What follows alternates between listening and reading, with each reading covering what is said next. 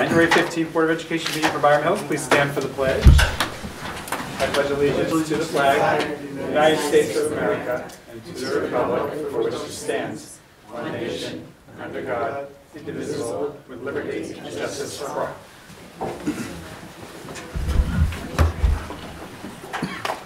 All right. Good to have you all here with us tonight. We look forward to the discussion. First order of business is just item 4. Any comments from the public regarding any items not on tonight's agenda?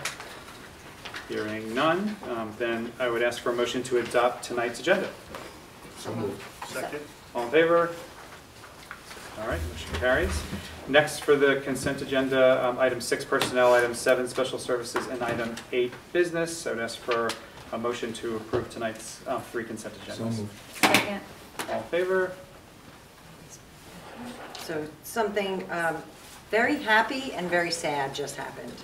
The board just approved the consent agenda for personnel and teacher resignations for the purpose of retirement. So while I'm happy for our partners, Kathleen Olivetto, who teaches 4th grade, and Joanna Nash, who's a technology teacher at the high school, it's a sad, a bittersweet day for Byram Hills when they chose to retire. Both have been in the district for 19 and 20 years. I just have to say a few words about them. Kathleen Olivetto, I don't know if you remember the day that I brought the little Ritz can with the candy in it. Yes. That was from Kathleen Olivetto's room. And what I find in her classroom, and Peggy can speak to this, you go into her classroom and you have kids who know how to communicate with someone who comes in to meet with them and talk to them. And that comes from the environment that she sets, and she allows them to ask questions and feel like they're a part of a community. You don't feel like you go into a classroom where kids are sitting in rows and they think they shouldn't ask me questions when I arrive. And she's created that culture every year in that room. And I love visiting there. I love the fact that the kids are so outgoing, and it doesn't matter what year the kids are. It's a different group of kids every single year, and every year I feel the same way when I go into that classroom. So, Kathleen, you are going to be missed. Of course, her daughter and son-in-law still work in the district, so I think we're going to be seeing a lot of her. We picked a great family to have multiples in the district. So thank you, Kathleen. And I know future students will miss you not being there. Joanna Nash has been in the district for 20 years. And she's a technology teacher and a consultant. She's done so much in the district, between being a building technology consultant, a rep on the BHEF, and she's been a cyber camp coordinator and a learning communities facilitator. Keep in mind, there was a time where Byram Hills was pretty much behind technologically, and Joanna Nash has grown and changed with all of our new advancements. Somebody who will also be greatly missed, and she's at the high school. So I just wanted to take a minute to recognize them. And also to recognize on the consent agenda for business, Scott, I think you wanted to talk about that, the Armonk. Oh, yes, and so what we approved tonight in the business consent agenda was a $2,500 donation from Armonk Baseball, which we sincerely appreciate because it does a lot of great things for our athletics. So thank you for that donation. Yeah. Very generous. All right, so that we go to item 9, which is our budget hearing 1. So it's that time of year again where we start to discuss the lengthy process of putting together next year's budget. And I think to kick things off, actually, I would turn it over to Mike, who will just walk us through the process that we're going to follow as we think about constructing a budget this budget season. Great. Thank you. So I'll walk through the process a little bit, and it's important for the public to notate a variety of dates to get ample time for their feedback, and so we'll go through those dates. We're here at budget hearing number 1 this evening. We'll do an overview of the trend analysis, property tax cap formula, and Kelly will take us through that. On March 5th, we'll have the administration's proposed budget. March 19th will be budget hearing number 2. I would highlight that date, I believe, for the public for input. We'll be going through programs for students with special needs, computer-assisted instruction, art and music, and curriculum development. Budget hearing number 3 will be on March 26th. We'll be covering the interscholastic athletic programs, operations and maintenance, transportation services, and the revenue lines. On April 19th, we'll have budget hearing number 4. That'll be the final proposed budget. Again, notating there is ample time for the public to be involved and understand what our budget is made up of. On April 23rd, we'll have the budget adoption. On May 7th, budget hearing number 5. That'll be a review of the final proposed budget. And then the most important date, May 21st, will be our budget vote date. So please make sure you come out and vote. If I take us through a little bit through the following slide, which is the budget guidelines that were adopted by the Board of Education on October 19th. We go through a rigorous approach to understanding the budget from a sound and responsible standpoint, including K through 12 approach, looking at all grades, taking into consideration our board goals, enrollment projections, the quality of our educational programs, staffing needs, which, as you know, none of this works without our great staff, compliance with all federal and state mandates, the revenue and expenditures for projects and other expenditures, the review of our debt service and underlying reserves and investments, the facilities that we need to maintain and take care of, including an evolving capital asset preservation plan, and finally the replacement of district equipment and things that we may need on a needs basis. And then finally, the board and the administration will continue efforts to sustain and build community support and understanding through communications outreach. So this is a part of us doing our best effort to communicate with the public and really give them an ample opportunity for their input. Great. I'm going to turn that over to Kelly to cover the proposed 5-year trend analysis. Thank you. So the first step in the budget process is to develop a 5-year fiscal trend analysis. This is important to really know historically what you've done in terms of the budget and compare going forward. So we start with the historical information, use that with some assumptions that we consider to be reasonable, and project forward your salary and benefits, your known amounts, your debt service, and then any enrollment projections they may cause any additional staffing or staffing reductions, and then the consumer price index. So that's what goes in developing the 5-year fiscal trend analysis. I reviewed it with the Finance Advisory Committee for the meeting, and I got to do some further discussion going forward with them if we want to get some more details on that going forward. Okay, so in terms of district enrollment as a whole, Jen presented at the last board meeting a detailed enrollment report based on the Suffolk BOCES long-range planning study. But if you look at and you compare the 18-19, the current school year to next year, you'll see an overall decrease of 26 students projected next year, about 1% of our total population. It is a projection. Please keep in mind, towards the end of the projection, the 23-24 school year, I mean, those students haven't even been born yet at this point. So again, you got to keep that in mind when you look at a projection. Really look to the next year and the following year as an idea looking forward. In terms of by building, focusing on the 18-19 and the projected 19-20 school year, you'll see some shifts between buildings. Coleman Hill, an increase of 21 students, a decrease at Wampus of 21 as well, so you kind of see an even out there. An increase of 30 students at HCC, and a decrease of 56 students at the high school. Obviously the biggest decrease there. Some of our lower enrollment groups are coming into the high school, and some of your higher enrollment students are graduating. So you'll see, if you look back the last 4 years, you've seen 800 plus. This is probably the last time you're going to have that big of a senior class graduating. So some of your low enrollment groups are coming into your high school. But again, overall, only a 26 student reduction. So debt service, something we know at this point. In terms of the slide, I'll just explain quickly. On the left side is the total dollar amounts. In blue is the principal, and red is the interest. So if you put these two together, that's our total debt service payment in any given year. As you see, it's been decreasing.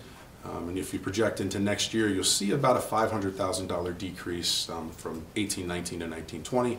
That's due to the last payment due on that bond, that 2005 bond. So we go into the 2021 school year, and you see a reduction, because of the reduction of the bond, of about $2.5 million. Excuse me. So we do have one bond remaining. You'll see that carried out from 2021 going forward.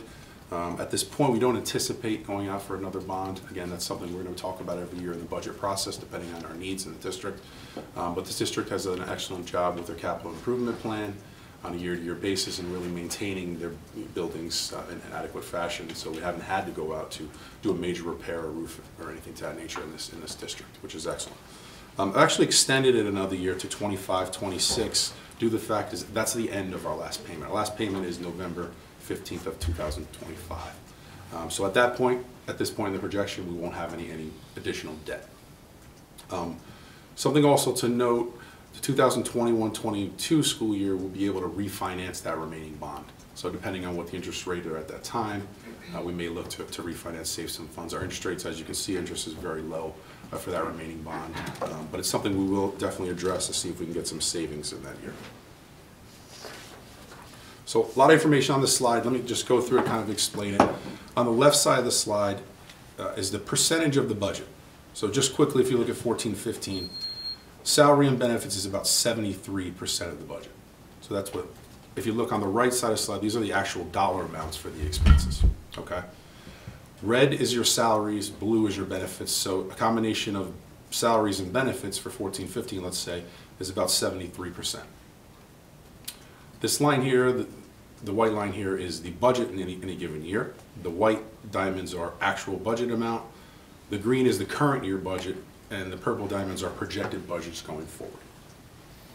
So you'll notice a couple things. Oh, and the dotted line here is a 75% line.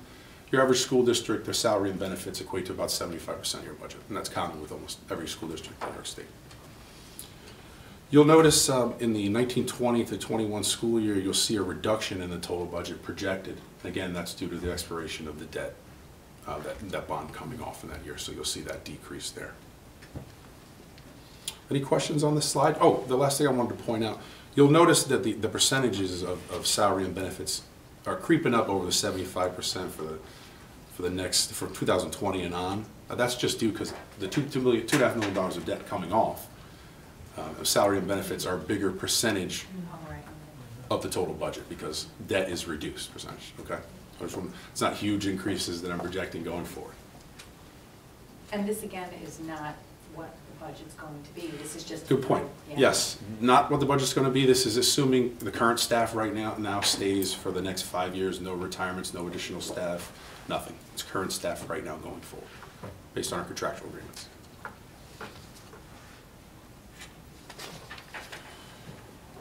So this is a fiscal trend, essentially a measure of where you are at the end of the year. So on the left side, again, the dollar amounts, remember, I want to point out it starts at $80 million. And then the blue, so this is the total budget where the top of the red is. This is your actual budget. The blue is what you spent of the budget. So for example, in 17-18, you spent about 96% of the budget. You had about almost 4% additional funds at the end of the year when you balance the expenses and the revenues. This is just conservative budgeting. You know, there's a lot of reasons you may have that surplus at the end of the year. You know, when you do the budget process, there's a lot of information you don't know, so you take a conservative estimate on it. Those years you could have had maybe a lot of retirements after the budget was complete, some mild winters, some different causes for electric and gas that you didn't anticipate that were lower. The goal obviously is to about have 2% surplus on a year basis. You really need that just because things happen during a school year. Just continue. Your principals come to you for money all the time because they need it and they need it in their building. That didn't come across right. Didn't you like that? No, they don't. Didn't you like that? They need it. Sorry? No one's been telling you? Let me try that one more time. Rewind that back. Come to the phone. Rewind that back. Rewind that. They have a structural needs within their building that they need funds for, and that allows you to have them have the best program within their building and have the funds to do so. Kelly, are there statutory limits on the reserve, you know, the amount over the budget or? No. Nope. There's just a There's a statutory four- limit on what you can reserve, put in reserves. There's Right. Right. There's a 4% max that you can have in an unrestricted fund balance. Yeah. This is just additional surplus. So, true tax rate, this is something you guys have valued. I know it's an Irish slide. So it's a way to measure full right. properties within districts. It's really only measured. Actually, it's the Greg Carlson slide.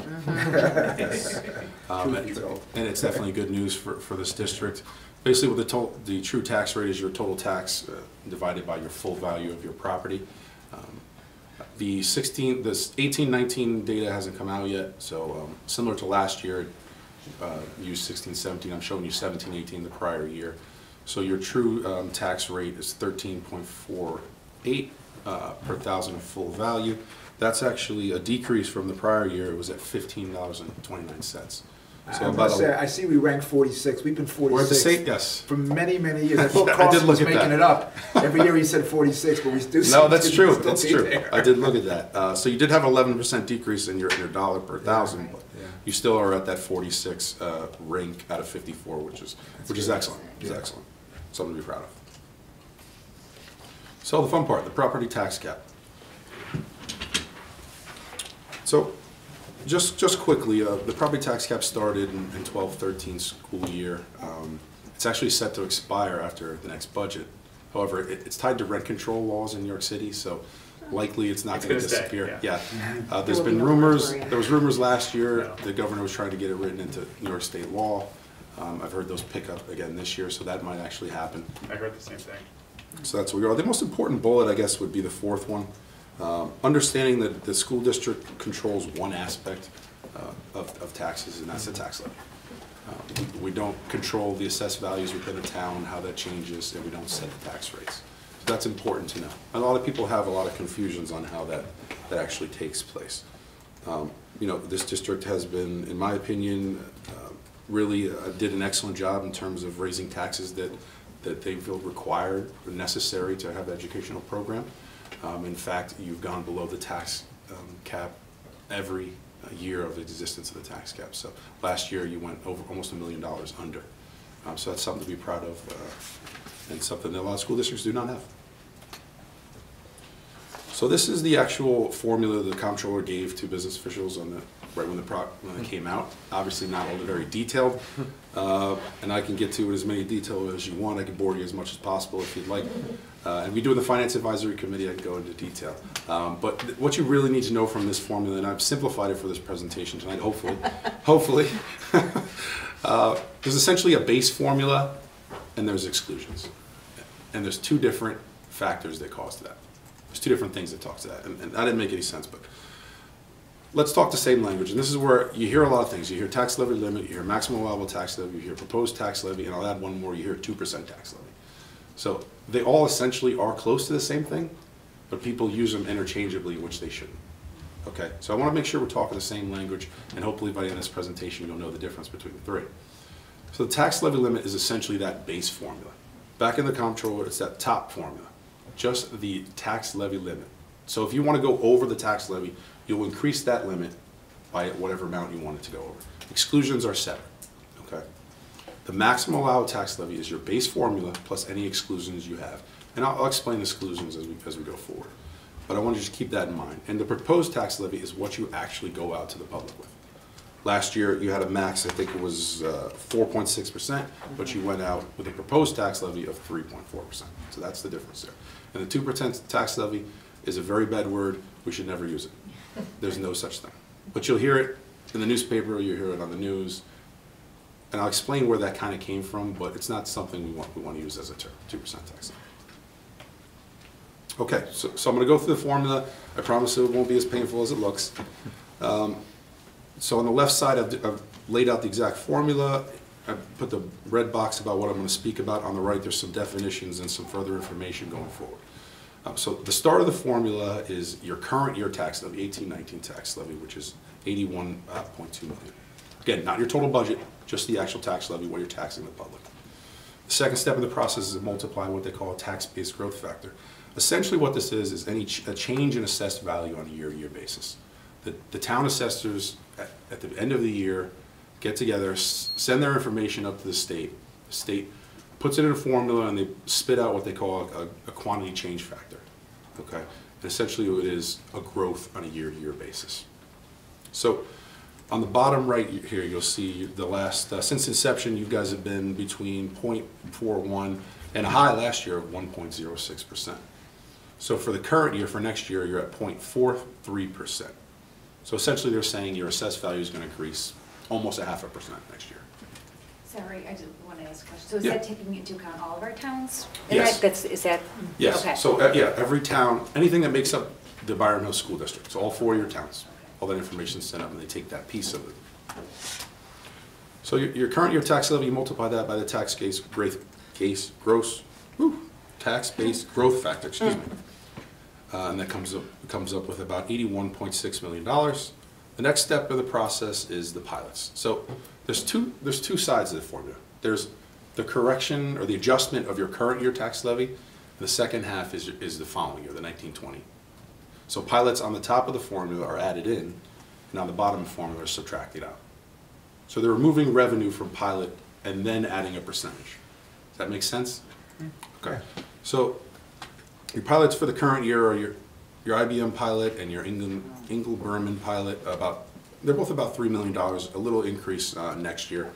But it's important to note that after the 1920 school year, your pilots from IBM do reduce significantly, $575,000 over the last 3 years. So that is going to affect your formula and how much you can raise going forward. You know, it's not millions of dollars, but it is going to change that number. It's going to reduce that number. And you heard a lot of this in the 16-17 school year when CPI was very low. It was 0.12%. Districts were losing pilots, and it was significantly affecting their maximum tax levy. You know, it was a tough year in terms of a lot of growth. Enrollment was going down. That's when you heard really with the pilot, and there was a lot of advocacy that pilots should be removed from the tax formula.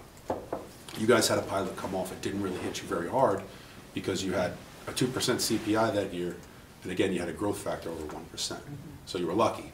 You know, other districts didn't have that situation. So that's how pilots can affect you. I think that's important to understand going forward when we talk about pilots and how they can really affect your formula. Okay.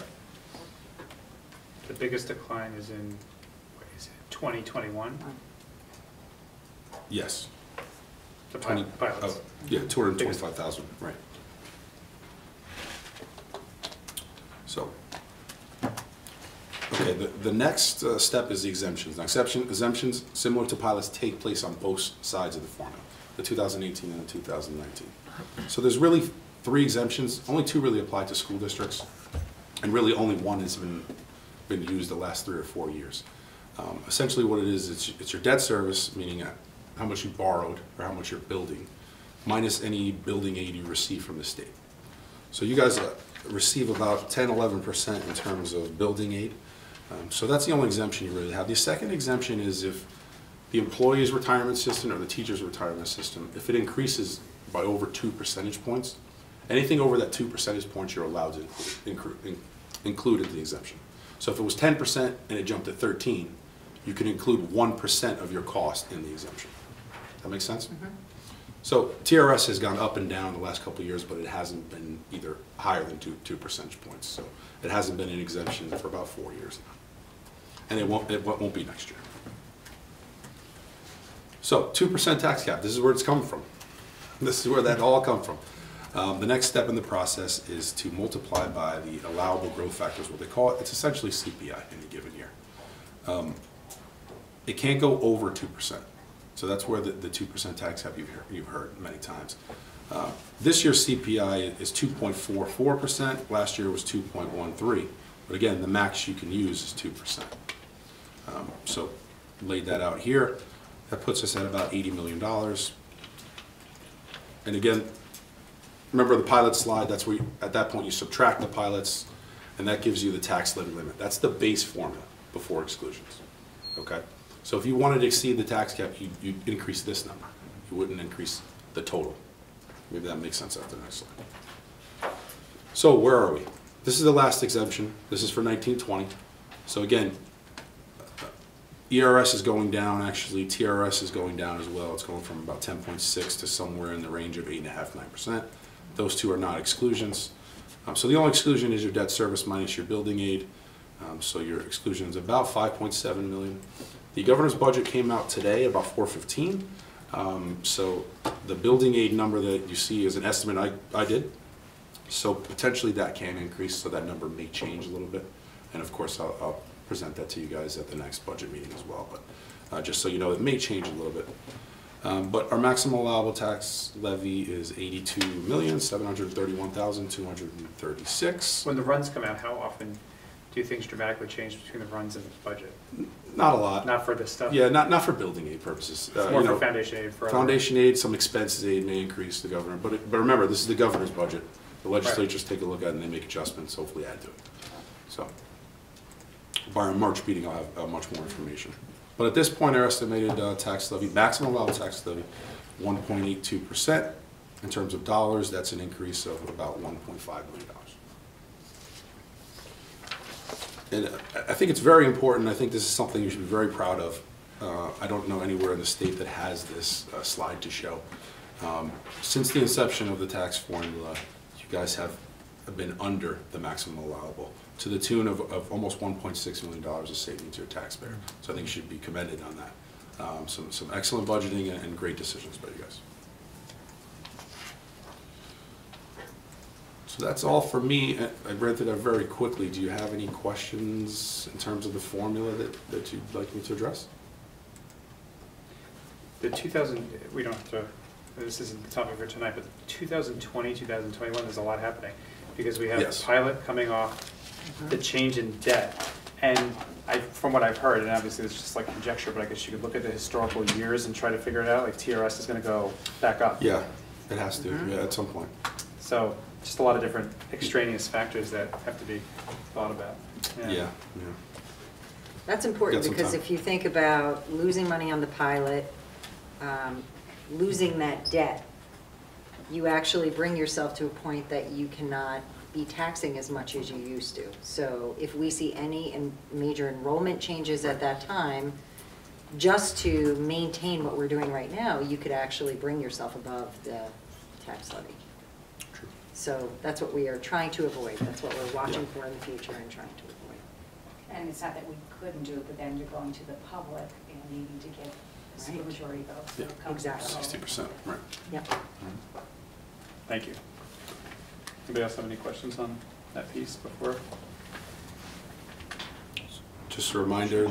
The calendar, yeah, just to again reiterate the development process. March 15th is the administration's proposed budget. March 5th, excuse me, is the proposed budget. March 19th, budget hearing 2. March 26th, budget hearing 3. April 9th is budget hearing 4. April 23rd is the budget adoption meeting. May 7th is our last hearing, hearing 5, budget hearing 5. And finally, the vote is on May 21st. Michael, just make sure, the community should know that budget hearing 5, it's too late to make changes to the budget because it's already been adopted. So to the extent, the community really wants to have input, it's hearing 2 and 3 that is truly the optimum time. And I'm sure you'll be repeating that date to them as it goes along, but it's important. Yeah, and reiterating it now. So it's March 19th and March 26th are the 2 critical hearings for community input to the budget. And a reminder to our voting public that we will be sending out our budget brochure again, as we do every year, which you can also see some of the slides here, but we will be sending that to your homes, so you can look at that as well. Yeah. Kelly, I want a little bit of feedback. I really like some of the boxed in circles you kind of highlighted. Presentation was a little different than we usually have seen it. And I thought it was well done as you did a progression through those factors that affect the calculation. So it was nice. Yeah, different, helpful. What's your name again? Don't worry, Kelly, I know your name. Really, I agree, it was nicely done. Thank you. Ira, you know the hearing dates, right? Do you want me to go through those one more time? Sometime in July, I think. So the presentation will be on the website, and if you have any questions, budget related or not budget related, please feel free to email me at the above address there. And I'd be happy to answer your questions, budget related or not. Be careful about the or not. Budget-related questions. Or not. Tim can answer. I can answer the or not. That's right. It's a good recording on the phone line, so. Any questions about the budget? Kelly, or not? Tim? All right, welcome, principals. Yes, We're I'll excited to hear introduce from the you. principals. Even before I do that, I would just like to say to our greater public, we have our school community consisting of the families and the children who are in our school, and we have our greater school community, people who live in this community who support our school districts every day, and it's important for me to express to you what we are doing as a school district to mind your taxpayer money, to be fiscally responsible, and to make sure that we are creating and sustaining some of the most incredible programs that affect you as a person living in this community and owning a home in this community. So the first thing I was very proud of was last year we had a different external auditor who came to give us a report. That was very important for me as a first-year superintendent, also having an interim business official, and we heard very good news about the way the district has been managing their finances over the years. We've always thought that, but it was great to have an outsider's perspective to do that. This year, having Kelly on board has been fantastic. We are really looking at the impact of our budgets now and in the next 3 to 5 years, mostly the next 3 years. So thank you, Kelly, and I echo what Mike said about your presentation. It was great, and although I learned a lot about budget last year and the year before with Greg's tutelage, this was very clear, I think, to a layperson.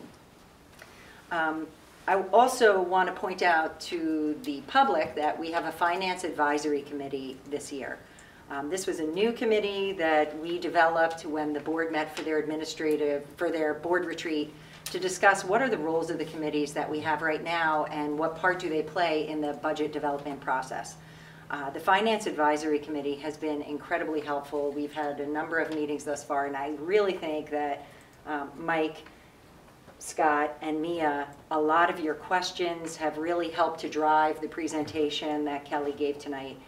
I don't know that a board has ever been this active in the development of a budget process. And it has been very helpful to us, especially because we have people with quite a level of expertise in this area. So knowing that your board is taking their board responsibility very seriously in that regard is important. And then I just want to move over to say that our budgets are really about creating these opportunities to learn for our kids. And I welcome our 4 principals here tonight. With our youngest learners, Mary Beth Krupe, principal of Coleman Hill, Peggy McInerney, principal of Wampus Elementary School, Kim Lappel, principal of H.C. Crittenden Middle School, and Chris Walsh, principal of Byram Hills High School. And they've been working we are starting to get into the weeds of our budgets, which is great for principals who've had experience. And we're looking at curriculum and instructional strategies, we're looking at technology integration, instruction assessment practices, instructional design frameworks. This is beyond just teaching to the standards and teaching kids the content. This is extending it, which is how we wind up with STEAM initiatives and global competency. And even further, in Byram Hills, I think it's important that in addition to these programs, we really recognize student wellness. I mean, this is something we're living, eating, and breathing on a daily basis. If you go to the middle school, you're going to see students engaged in voice circles about their thought processes. When you go to Coleman Hill, you're going to see students who are presenting their tree projects in the library to an audience. I mean, this is, how do we get students to the point that they feel comfortable and in command of their environment, that they take ownership for that environment? So our principals have been very supportive of that in their budgets, and you'll hear them speak to these points tonight. I also appreciate that they really, with the help of Kelly, scrutinize those budgets this year. We do not want to ever reduce programs for kids and opportunities to change programs and enhance programs, but we have to make sure that we are remaining tight at our building levels. So we will hear, how about our youngest learners? Why don't we start with the little guys? Start with our K2 building. Well, thank you, Mary Beth, and thank you all for coming tonight. Thank you. Well, I'm pleased to share with you Coleman Hill, we have a 0% budget increase from our 2018-2019 budget. Our largest line item is really in regards to our mathematical instruction. This will be our third year of implementation for K1 and 2 next year, and it will be our second year for our second grade.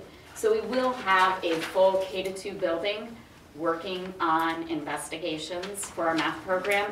We find this program to be very beneficial for our students. It is completely aligned with our next gen standards, and it's also encouraging far more mathematical discourse and conversation. The program is much more rigorous, really, than our math instruction has been previously. And we really feel that when they do graduate and move to WAMPUS, that you will be seeing quite a difference in our students' mathematical abilities.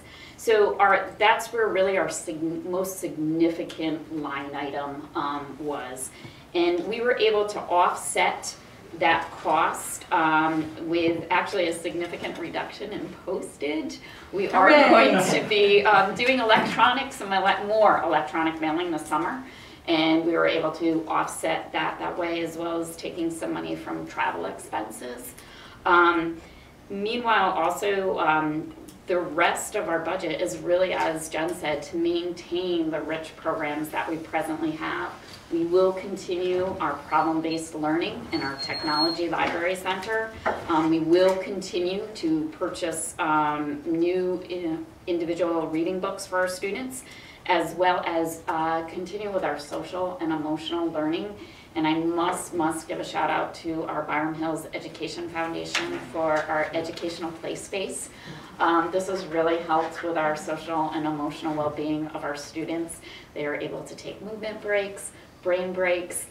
We recently had some visitors from Terrytown, principal and some educators come. They wanted to see it. They too were playing in it, and the stress relief that came was wonderful.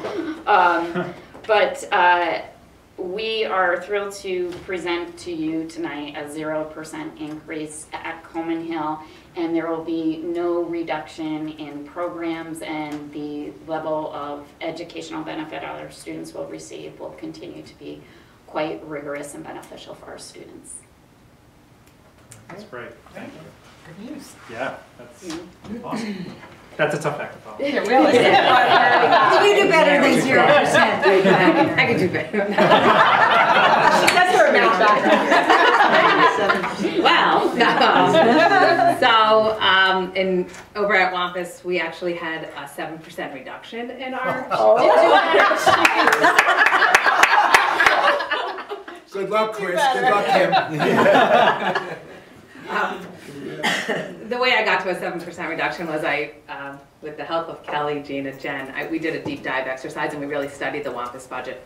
Our goal at WAMPUS this year is really looking at our systems and recreating our systems so that they're really working smarter for our children.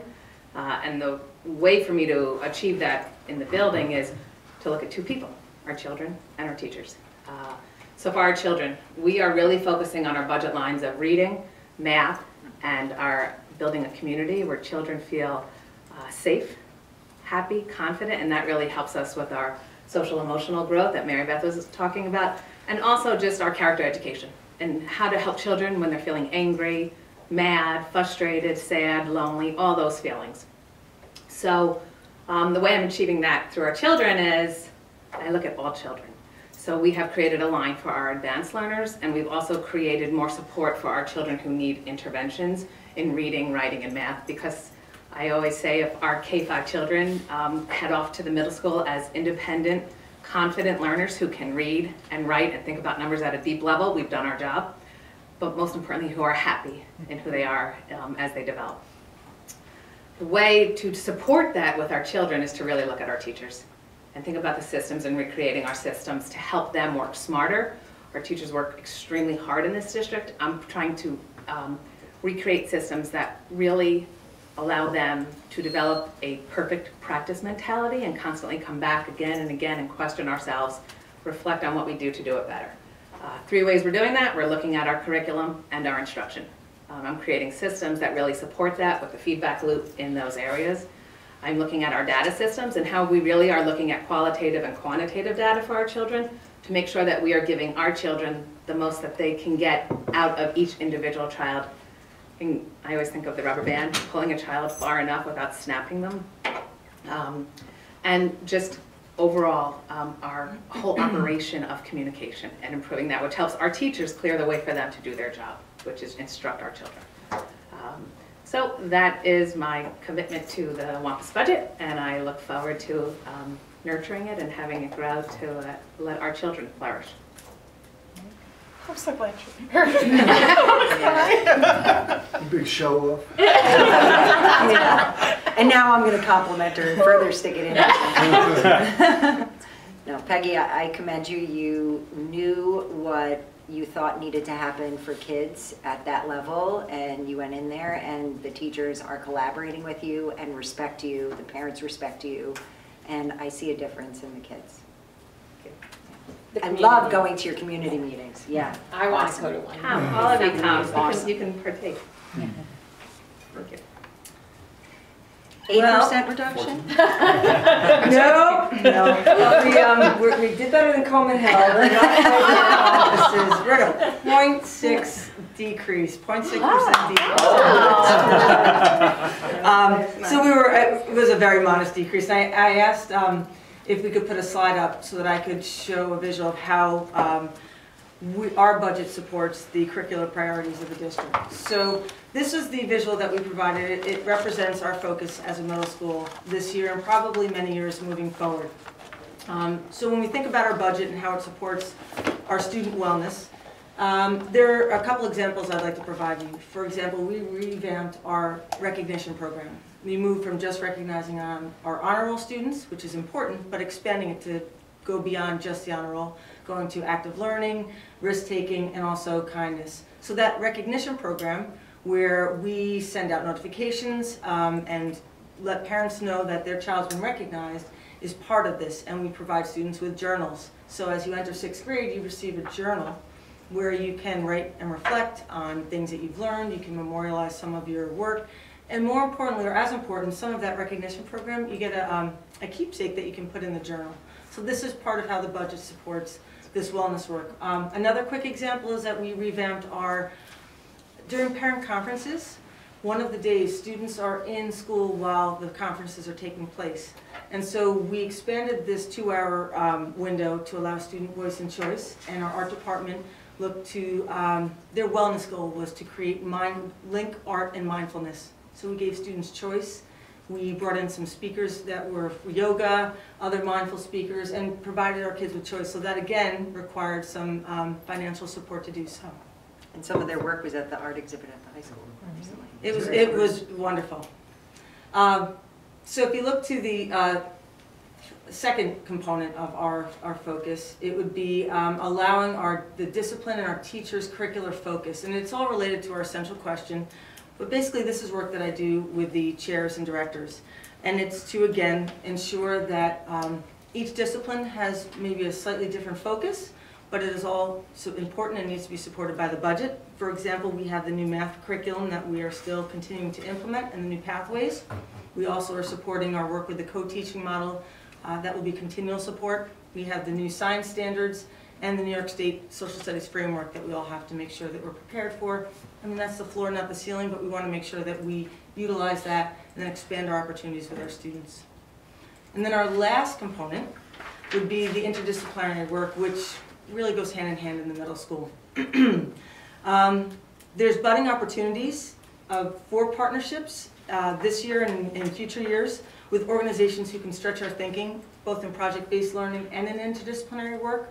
And an example of this would be, this year we have a small team working with Dwayne Smith and Andrew Taylor, and they are working with a nationally recognized program in high school who also focuses on those problem-based and interdisciplinary work. So we're sending a small team now. Andrew and Dwayne came to our January faculty meeting, exposed it and introduced it to our faculty, and we're hoping then that this will move forward to really challenge our thinking and the opportunities that we could provide our students moving forward with this interdisciplinary work. So those would be how I would really capture our budget and how it supports our work at the middle school.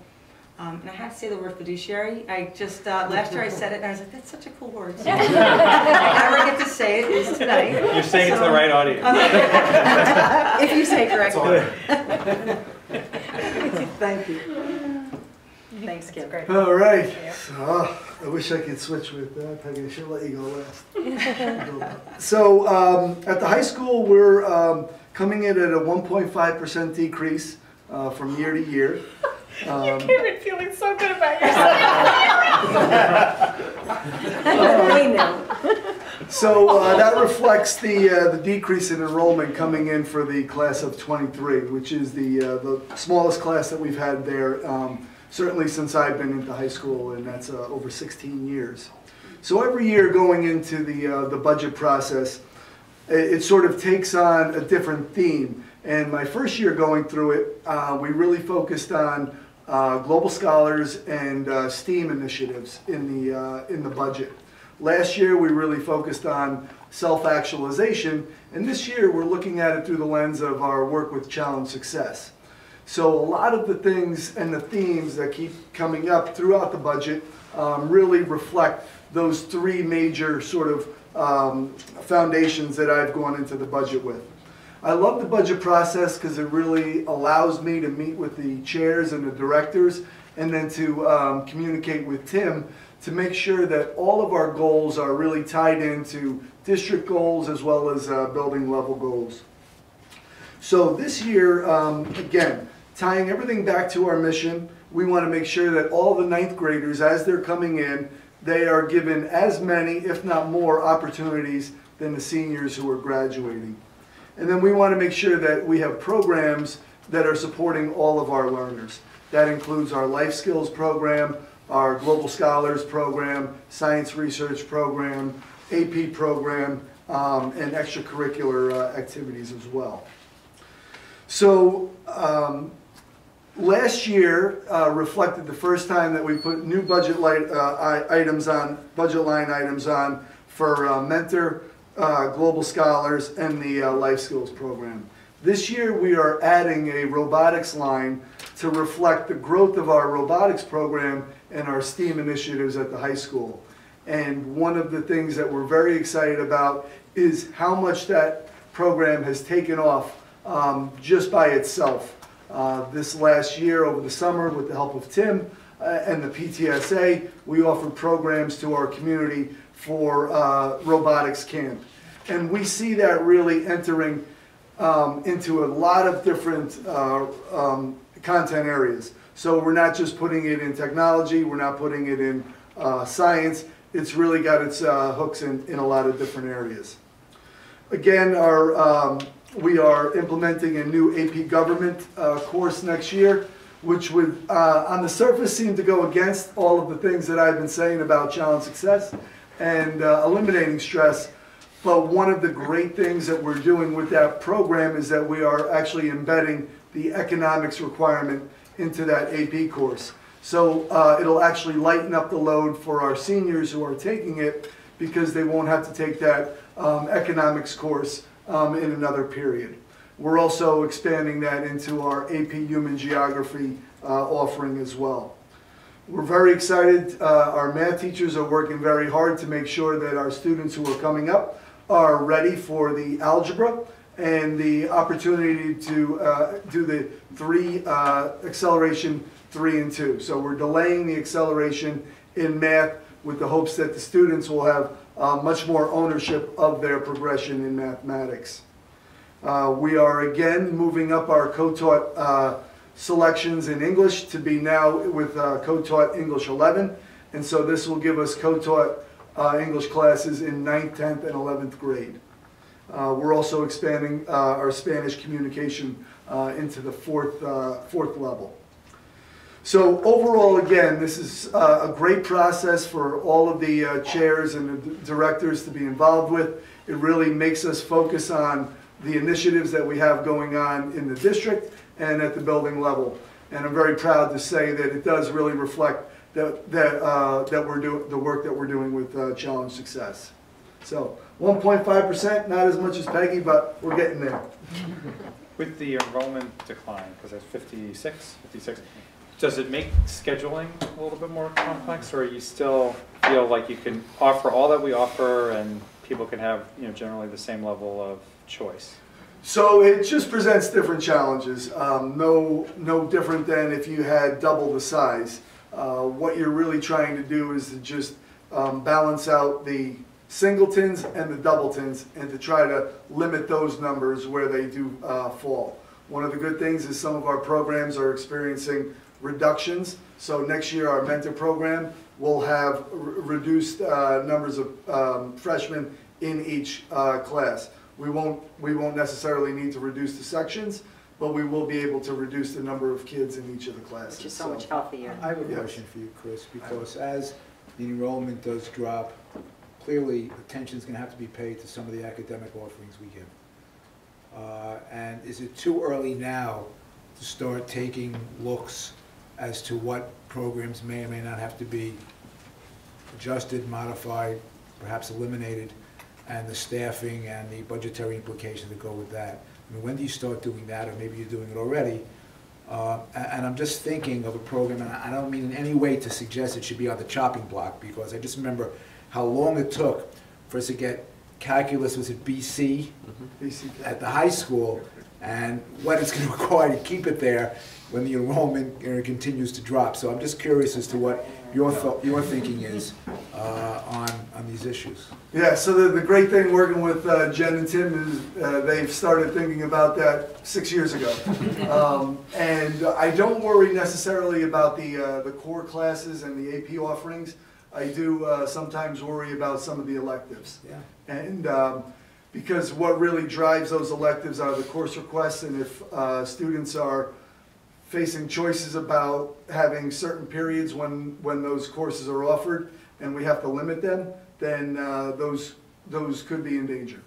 So I do worry about that. Well, that's a nice general answer, and I appreciate it. What are you doing? So what we're looking at is the course requests this year. We're looking at which courses are actually having enrollment reductions that wouldn't make it feasible for us to use a 0.2 of a teacher for their FTE. So we've identified some of those areas, and we're working to see if we could offer new courses that might entice some of the kids to come in, or if we could sort of combine services either with other schools or with other programs. And the good Dr. Colton Ecker is assisting you in this endeavor? Step by step. Then I have confidence. So I think a big area where we could find growth is in courses that combine multiple content areas. Yeah. And we see an increase in that, and we see sort of a way that we can offer a lot of opportunities for kids and not have I think this is a very tricky area that you're going into. And I can see a lot of good opportunities for missteps, really. This is, for us, we really haven't had this problem, in quotes, for 15 years, maybe longer. So we're not used to it. I don't think we got good at it. So it's something that I think we should be speaking to you from time to time about. So I think it's very important to the overall health of the district. Absolutely. I think what we've been looking at doing too with electives at the high school is reframing those electives. I mean, last year you went through a series of electives that we had and why those electives weren't meeting the needs of kids and how changing them. So, in an age where we need to be keeping up with what kids are needing and doing and wanting, we can't just add to our existing programs as we're declining enrollment. We really have to look at what we have and see if it's suiting their needs and change it. I think you've made a lot of changes last year and this year. I also just want to point out that, when we're talking budgets, and in the past we would have principals come to a budget hearing and talk about their budgets. And, this is one time with confidence that I say you're not only all really good managers of buildings and budgets, but you're all instructional leaders. And I think that comes forward in everything you were saying was about math programs, co-teach models, you're including wellness, reading and math fluency, sense of community. I mean, you, even at the high school level, which I have not seen to the extent that I've seen with you, Chris, just going into your buildings and becoming the instructional leader to your teachers. And I think that these budgets really support that. I'm very happy. It's great. I have two quick questions. And this, I don't know if this is directed necessarily at the principals or not, but security costs, those are applied at the building level, or are those applied like in another budget? So at HCC, whatever security initiatives we're implementing, are those pushed onto the budgets of the Currently, buildings, they're or- under Steve's Yeah, budget. facility maintenance. Okay, great. And then the second piece, and maybe Gina, you could chime in on this too, the hiring positions or concerns, like are there any areas where you're feeling you can't, budgetary constraints are there, or are teachers asking for more money, just on hiring decisions? Just curious. So I can speak to that because the hiring decisions and the salaries come through me, and I would say no. I mean, we negotiated a great contract. I think teachers are complimented, and they're well deserving of the salaries that were in that negotiation. And you may have your occasional very difficult to fill positions that cause that conundrum for you, but that's very few and far between for us. So nothing we're seeing this year on. No, and we've had a very good internal succession planning process in the past, and no, I don't see that being an issue for us at all. And when you say some positions are difficult to fill, you're saying that they're not difficult to fill because of the salary, they're just difficult positions. They're just difficult to fill, like finding a math teacher, a physics teacher. Like the JV girls feel. Yeah. But people aren't saying it's because Yeah, of the Mandarin, salary. like there are those things that are just JV crazy. girls feel. Yeah.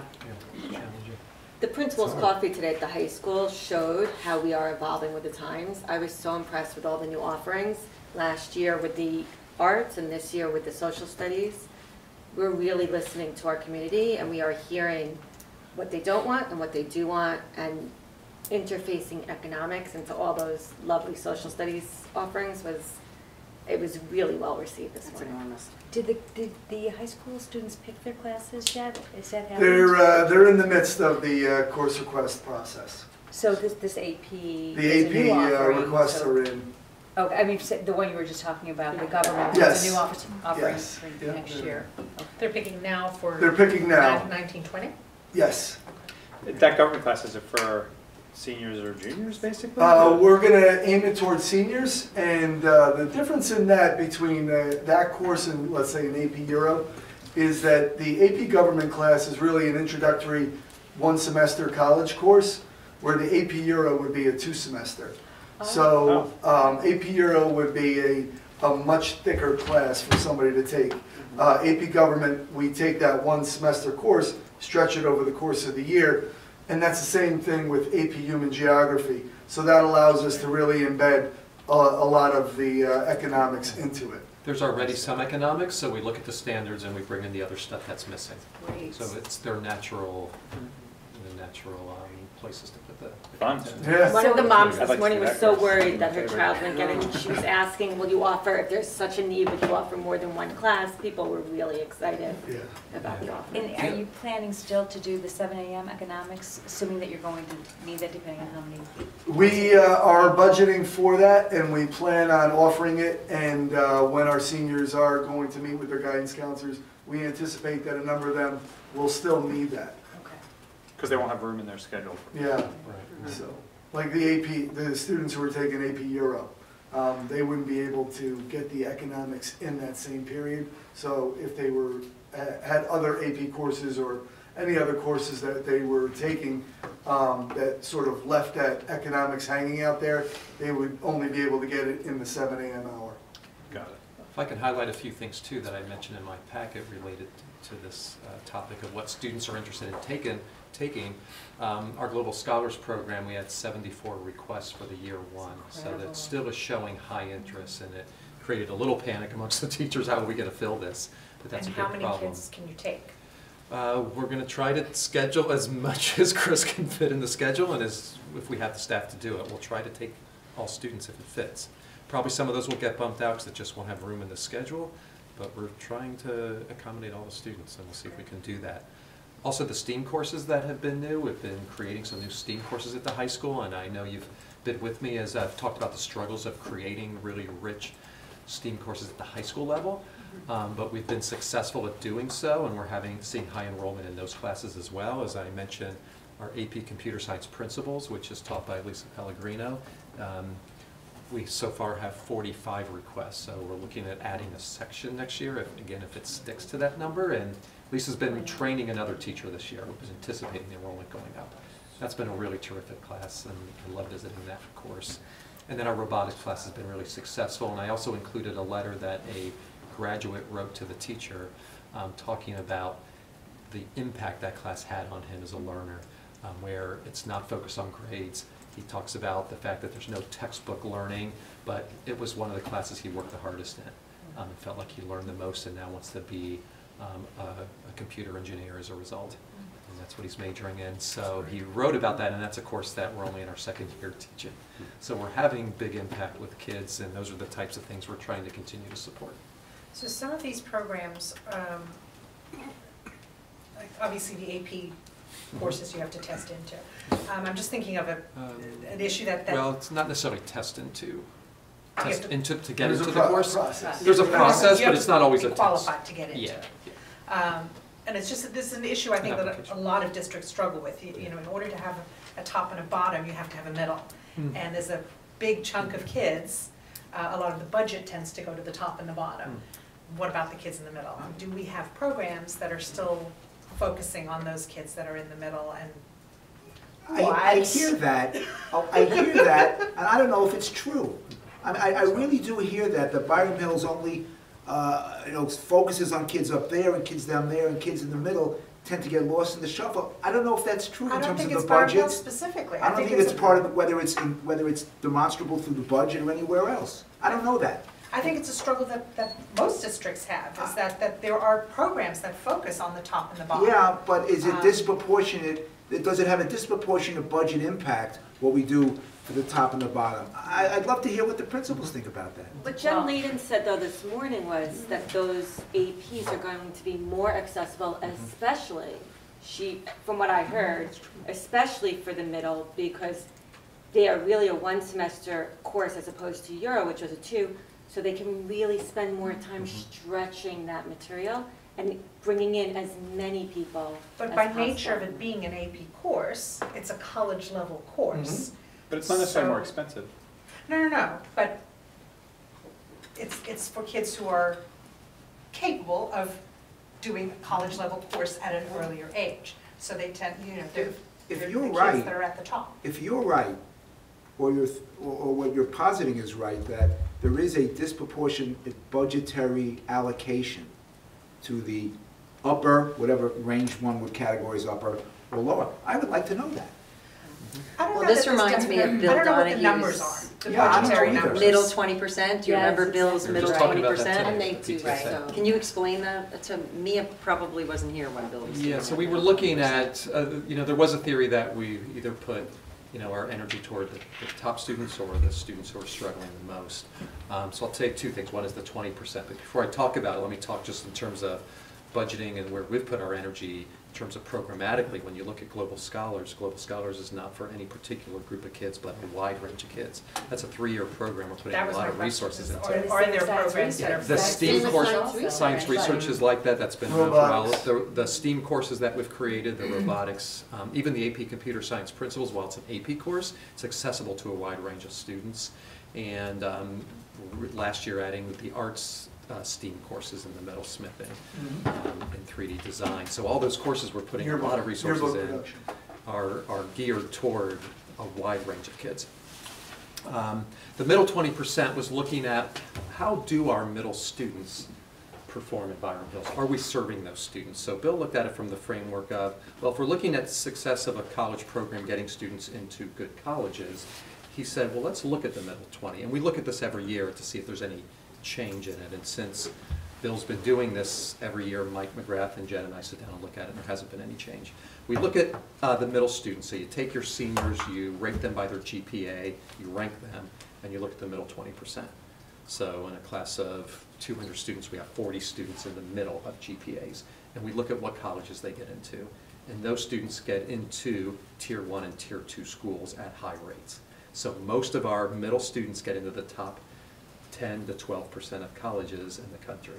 So we feel we're serving those middle students. Doing something right. Based on that data. And we presented that at budget meetings in the past when we were answering that question, and it's pretty impressive results when you look at it. And we've been I maintaining love that you for asked the most. question, because this was a I good just wanna, opportunity to share that. I think that is, It's a that's something valid that comes question. up. It does. In It districts, does. is that, Here. are we offering programs that service the general? Yeah. Yeah, I've heard you hear that. one of two things, or you hear that schools are teaching to the middle because they can't Right. really. I hear Right, more kids on here either side. that we are focused on the elite, and the strugglers and the middle ones get swept away. That's dramatic, but that's what I've heard in essence, and I'm glad you raised it. Yeah, it's a good because question. I think it's a perception that, if it's out there, is an incorrect perception. And the community should know that this budget that we're asking you to consider and we're asking you to research does in fact address in very well the needs of the, I don't want to say average, because that's maybe a pejorative student. term these days, a student, you know, all students, and no one's left out.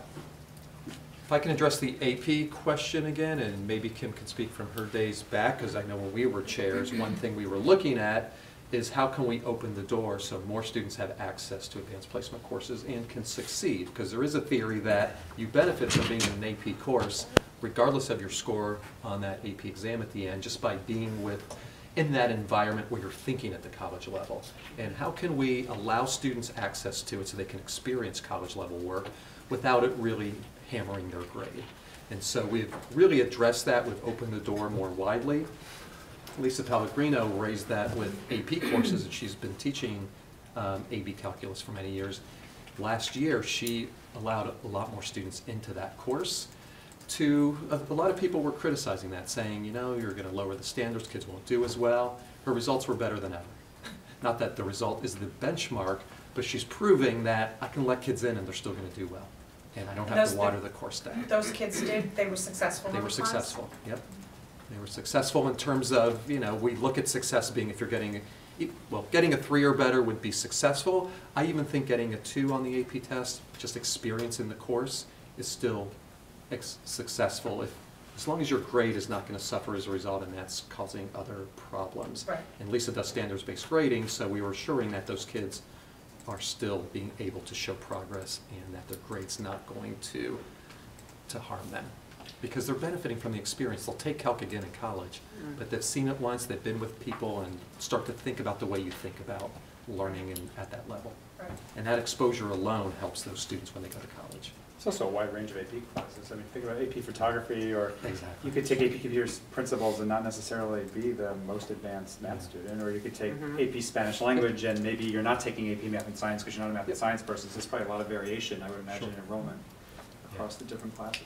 Yeah, so we've opened the door on a lot of them, and I know Kim did that work when she was social studies chair, and we continue to raise that question. Whenever Chris comes in, someone's proposing an AP course, my first question is, what are the requirements to get in? Is this a tough AP? Are we just making it harder for kids? And we always are, I'm sure that, no, this is going to be for a wide range of students. Because that's what we care about. We want all students to have exposure to high-level material. Right. And we want our kindergartners, right, to have the same experiences as our 12th graders, if not better. So by constantly revamping our programs, it's amazing. Good discussion. So, Thank you. my middle school and high school principals need to be back in 10 hours. I don't feel bad for them. I have to be in my office in 9 hours, so I don't really care. 10 and a half for the other two, so. But they have all our children in their care. That's right. I don't. I most certainly So do thank not. you very much. Thank you for spending time Thank you with for us. having us. Thank you, Kelly. Thank you, it's good to see all of you. Thank you. 2-minute break, Scott? Or something? Yeah, let's do 2 minutes. Back to to business? Back to business. All Yeah, coming this is down to crazy. 0 or below, wow, impressive. And great programs to show for Really it great. still. Temperature was getting warmer. I like the electronic stuff though, And I'm enrolling for that government class. that government, I I want was to thinking, audit it. what a shame that we all couldn't just go to school right I now. know. I know. It sounds phenomenal. Once was enough. Well, once was enough because of the way the once happened, you know what I mean? But if it happened like this, I Yeah, we think can that do a I would science sign up research again. project and you can, I Right. mean, yeah. Next, Invest next, in something? next life, The next We had time. the interweb when we next were little, life, can you next imagine? life. Oh, yeah. No, I can't. So now I have the honor of turning it over to Tim for policy. Thank you, and I'm asking for help on this one, so I've asked Gina to present with me, and we're going to talk a little bit more than usual about this policy, because it's a very complicated and a very serious policy, and I also want to thank the policy committee, because we spent 2, if not 3 months on this policy reviewing it, and this is the sexual harassment policy. And there's 3 components to it. I'm going to talk about it broadly, and then Gina's going to actually go through each of the 3 pieces and give you some details about what's different about it. So there's a lot of detail to this. This was a required change. There was a change in state law and state regulations, and the Department of Labor mandated that districts update their sexual harassment policy. We reviewed a lot of sample policies. NYSBA had a sample. Several lawyers had sent us samples. We reviewed a lot of information from the Department of Labor, and a lot of complex pieces to it. So it took us some time to rewrite it, and we had a lot of questions. To start, I want to say that our main goal is that the policy makes it very accessible and comfortable for people to feel they can come forward and complain if they have complaints about sexual harassment. We want to remove as many barriers as possible and make it welcoming to people. So we wanted to simplify it as much as we can. The policy and the regulations cover both students and employees. Gina will talk a little bit more in detail about what we mean by employees. It's a broad term that we're using. And a few things that have changed about it. The definition of sexual harassment has changed, and that's been updated. How we handle employee misconduct was revised. And there's an emphasis on retaliation, that we're making sure that districts are not retaliating or individuals are not retaliating against those who come forward. So that all had to be really looked at and spelled out. And there was also some changes in the regulations regarding training of faculty and students. And once the policy is approved and adopted by you, Gina and I are going to go meet at each building and talk about training processes to put in place to make sure that we're following the letter of this regulation. So I've been back and forth with council on this, so throughout our process working with the policy committee, we've been getting legal input on it, and there may be some changes possible between now and the second read, and I'll let you know if anything Which council were you comes consulting on up. this? We're working with Richard Cass From Bon Jovi. from Bon Jovi? Yeah. So he's been looking at it and reviewing it and consulting with others in his team. So there may be, I have a policy committee next meeting, and if anything comes up between then, we may look at it one more time, and if anything should change, I'll let you know in the second read. But it has been vetted. So with that, I'll let Gina go through the different components. Sure. So as Tim mentioned, there's 3 pieces that make up the sexual harassment policy, and the first being the actual policy. This part sets the context for the policy and tends to be more general in nature. It clearly defines what sexual harassment is in this part of the policy, and also provides an overview for reporting such complaints. It speaks to confidentiality of complaints and investigations, as well as Tim mentioned, protecting against any kind of retaliation for either the complainants or anyone who's involved in an investigation surrounding a sexual harassment complaint. Also, it mentions the legal protections under state and federal law briefly in this part of the policy. And one of the pieces that I'd like to draw your attention to is the actual term employee. In this particular policy, we define employee as our faculty, staff, etc., but also including those that are interns and volunteers, contractors, anybody such as, the recent work that was done on our theater at the high school. Those contracted professionals to do that work would also be termed an employee within this policy. The second part of the policy is the regulation. As you'll see, that's quite lengthy. It's much more procedural in nature, quite detailed in terms of specific information pertaining to examples of the prohibited conduct. It's very clearly outlined, many examples of what sexual harassment can be. Specific factors that we should and have to consider during an investigation if a complaint of sexual harassment has been brought to our attention. Something to highlight within the reporting process is that it urges all that this no longer is a suggestion to bring forward, it is an obligation on the part of anyone who is aware of sexual harassment that may have occurred to bring that forward, and it outlines in the regulation who those specific administrators, Title IX coordinator, etc., could be in terms of hearing that complaint.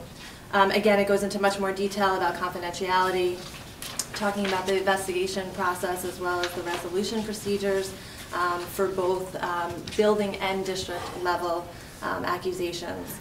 One piece in the investigation that has changed and is now mandated is that we provide a timeline so that we report on any history within a particular individual within this realm. And it also talks to discipline and penalties that could be involved. The training, as Tim mentioned, is something that we have to provide for all members of our Byram Hill school community. And this training, the mandate is that it be interactive in nature and no longer just be a video that we could pre-record and have our employees sign off on that they have viewed. That in fact, it has to be interactive in nature. So as we move forward, we'll figure out those details. Is it an online module, or is it an in-person training? It can be in person.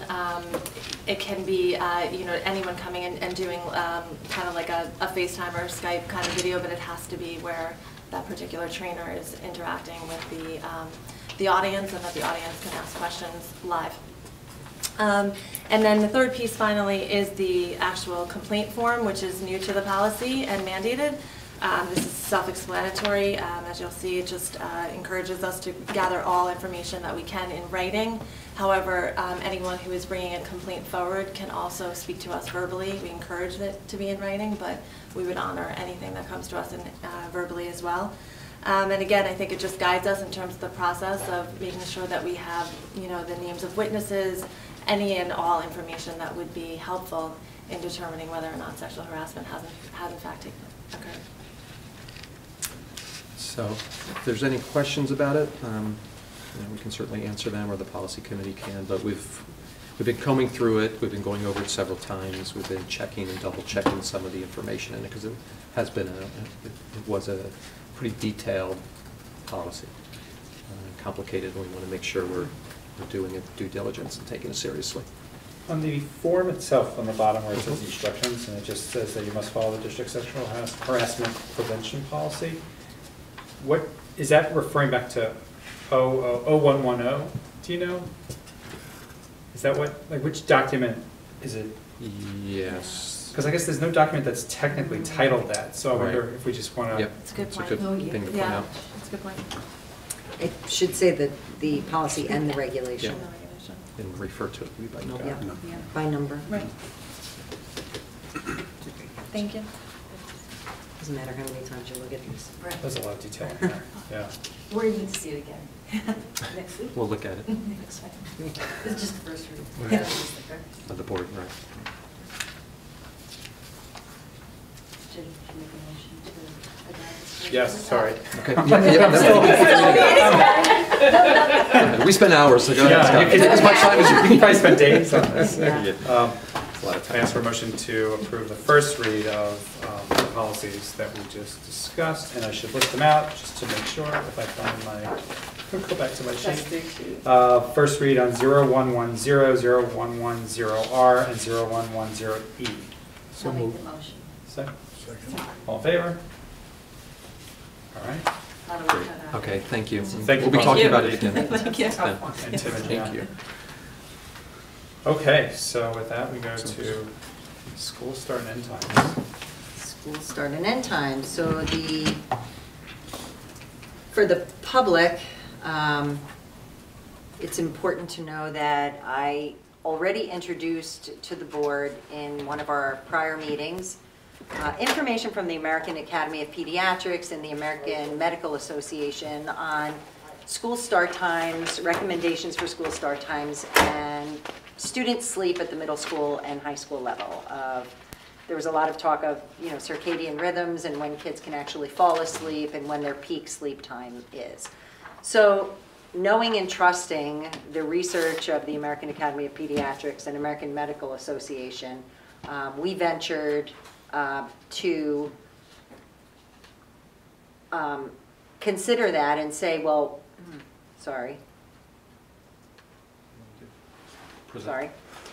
to say, what can we look at? What is within our realm to look at? And it's important for the public to know that this year, and this is why we have these broad painted brushstrokes, this is a year for broad brushstrokes. There are districts who have tried to forge ahead very quickly in looking at school start times, have had to retract certain things, or have stumbled upon difficulties they weren't anticipating. There are school districts that have spent a great deal of time looking at school start times only to decide that they couldn't do anything about it.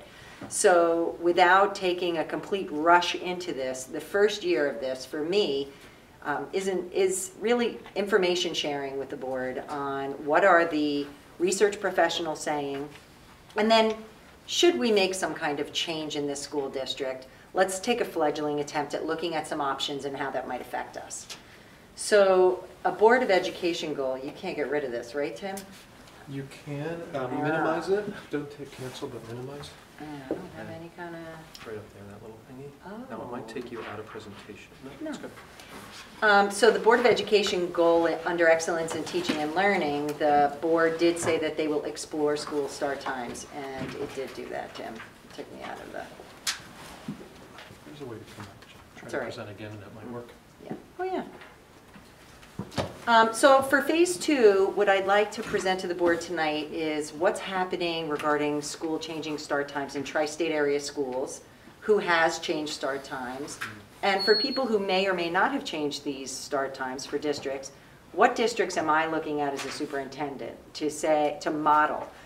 Who are our critical friends and colleagues out there who are taking these steps, and what can we learn from the steps that they're taking? I'm also going to show some alternate start times. I'm going to present 4 options. Likely, these would not be the 4 options a district would go with if we decided to change school start times for the middle and high school, because it only focuses on middle and high school, and it just says, if we just did this for these kids who the American Academy of Pediatrics is telling us we need to make a change for, how would that impact our busing and our other schools?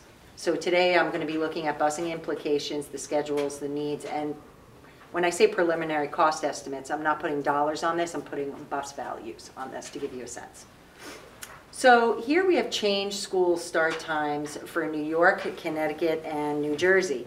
So there are currently 13 recorded school districts in New York State with changed start times. That's out of 950 school districts.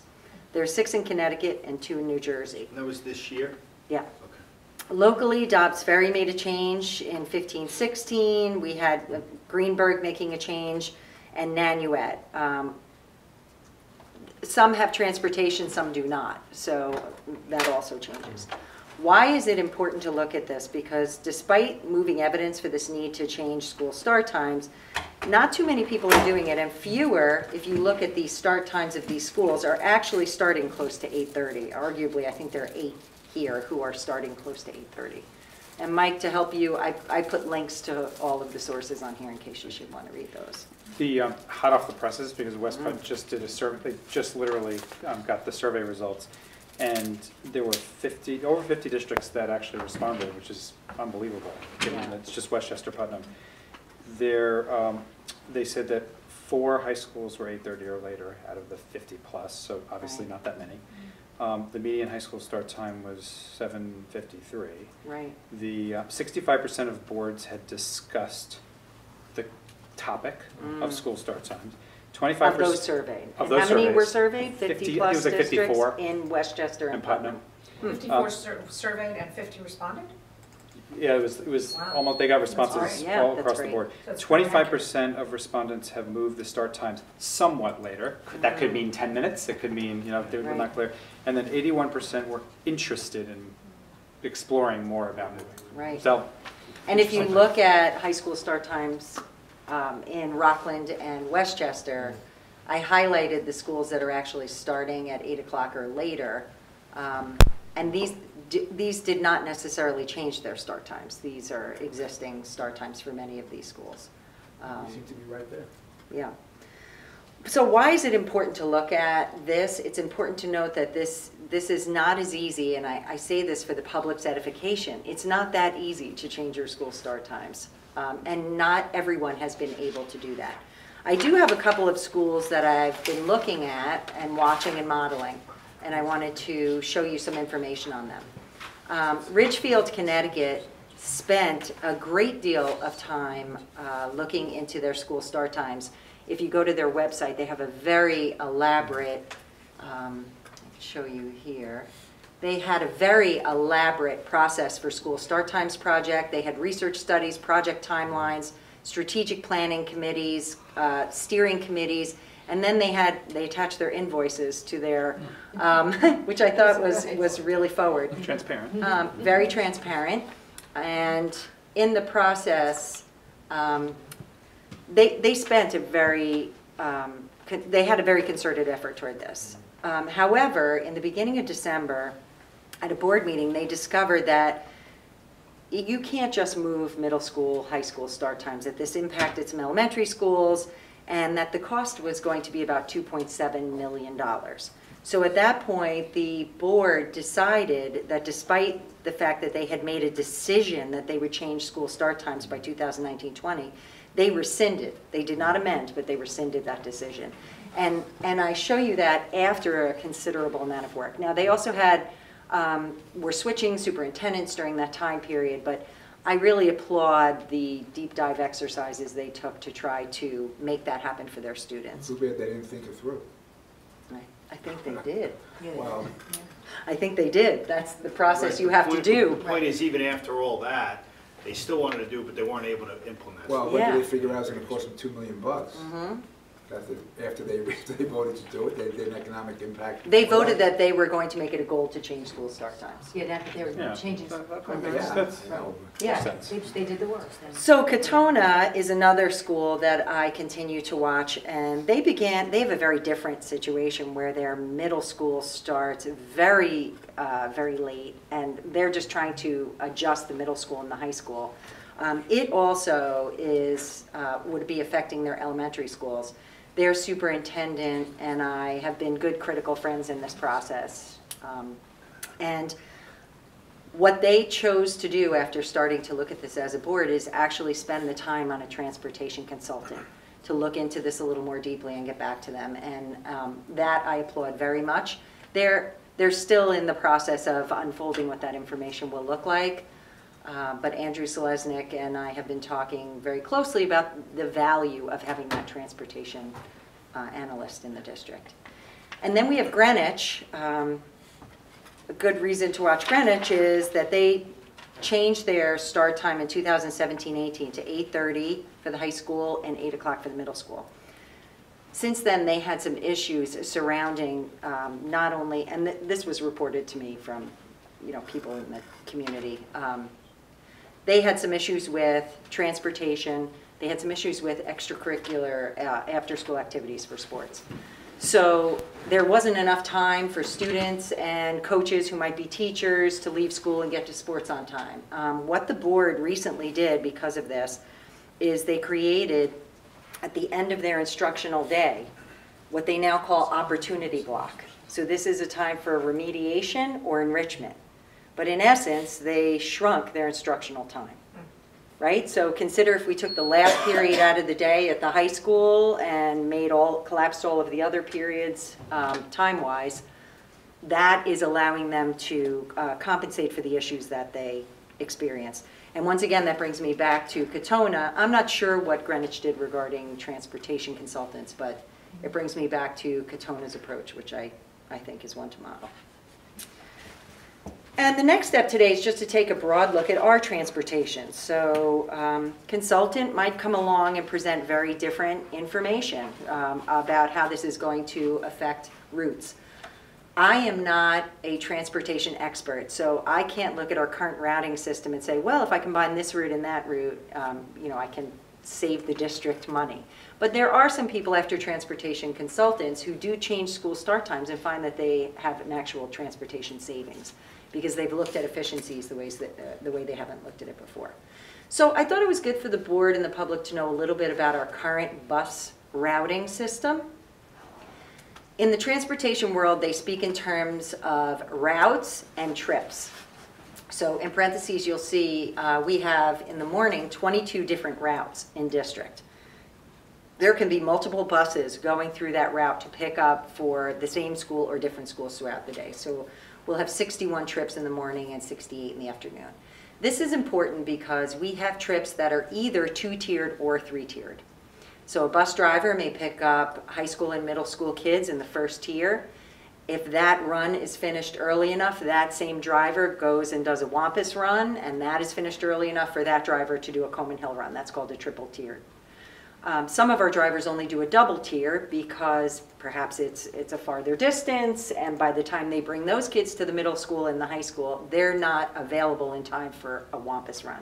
So they'll do a high school, middle school as one trip, and Coleman Hill as the second. And I just listed, just so we have it here, what is our current number of drivers and monitors. Are there a lot of triples? There are. There are. Yeah. So we have, and you can see it here, 22 buses used for high school, middle school to school. We have 15 buses used to Coleman Hill. This just sort of breaks down when we need to get into the nitty-gritty of how many buses are we sending to each school. So we'll go with 15 in the Coleman Hill and 20 that go to Wampus in the morning. And then we have some buses that only go to the high school in the AM. They don't go to the middle school. You know how some of our routing is picking up middle school and high school kids and going to both schools? Well, there are some buses that only go to the high school. So just showing you this because it's a complex system. Are there more PM buses for high school, middle school because of sports? So no, the activity buses are in there. Oh, there's how many? So we have 9 activity buses currently, and that's why you'll see that the numbers decrease at Wampus and Coleman Hill, especially at Wampus. Fewer people take the regular buses. Right. So if I start to think about this in terms of 15 minutes, I look at option 1 and changing the start time for the high school and the middle school only by 15 minutes. I just want to ask myself, this is not what I'm proposing, I'm just saying, what would that look like? What would it look like for half an hour, for 45 minutes? And then option 4, what would it look like if no child had to get on a bus before 7 a.m.? This is important. We have 375 kids who get on the bus between 6:36 and 7 o'clock. That's a lot of time. And I put the current start times there in case people are wondering. So when I look at option 1 for 15 minutes. Just one quick question on option 4. So that doesn't necessarily mean that start times would change at all. Start times won't change at all. You're just doing later pickups You're just for those kids, for that for cohort. those kids, is there any way that instead of at 6:40, you can get on a bus at 7? That's a huge difference for 375 kids. No question. So looking at estimated busing needs, if you look at option 1, we don't need any buses for the AM. That means with our current routing, and of course we're not going to do our current routing if we change school start times. We're going to have to look at something else. But with our current routing, we can completely fulfill this 15-minute business in the morning. We cannot do it in the afternoon. The buses cannot get back from the middle school, high school, and all of that other stuff in time to get to Wampus. So only 24. There will only be 6 buses that are actually available on time for the afternoon pickup of those elementaries.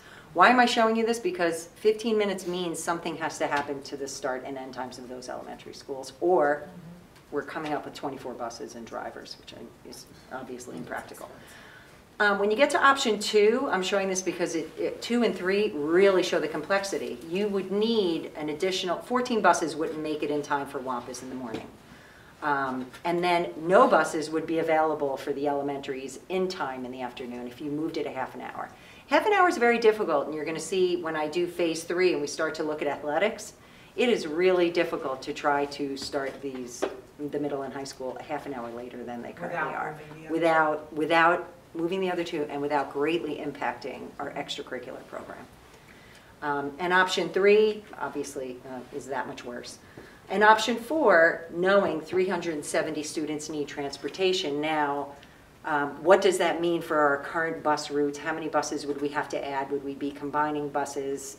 That's for somebody with greater expertise than me to figure out.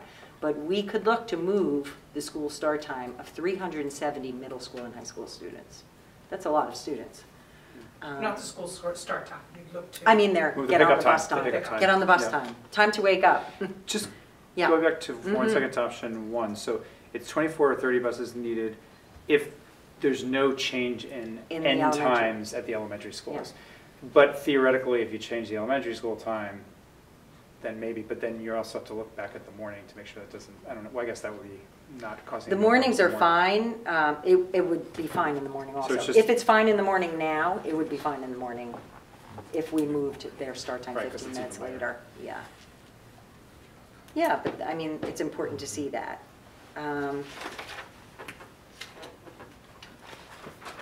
So what are the next steps as far as I'm thinking? So we have to, in the next phase, consider the extracurricular activities. We have to consider staff, and I mean contracts. We have to consider families, aboard additional inquiries and discussion. And then, in my mind right now, based upon what I'm seeing and what I already know about extracurricular clubs and activities, the board, I think, has to consider at the end of the year, is this something we wait for Westchester Putnam school boards? They're doing a lot of great work around school start times. And the premise of that was we all kind of need to make a movement in this direction. And would we want to wait to see more of the good work that's coming out of West Put? That's one option. The second option is to do what a place like Ridgefield did with the steering committees and all of the consultants and coming together to try to make a move.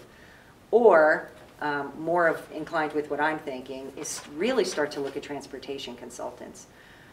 We had a transportation consultant not very long ago, but it really, I remember being a part of that and it not really answering any of our questions about efficiency. Right.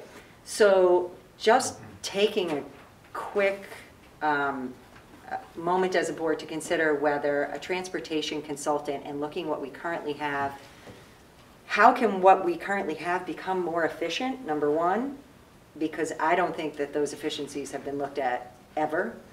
And I think we're running some of the same routes that we ran when I came here in 1990. I do. I think we probably are.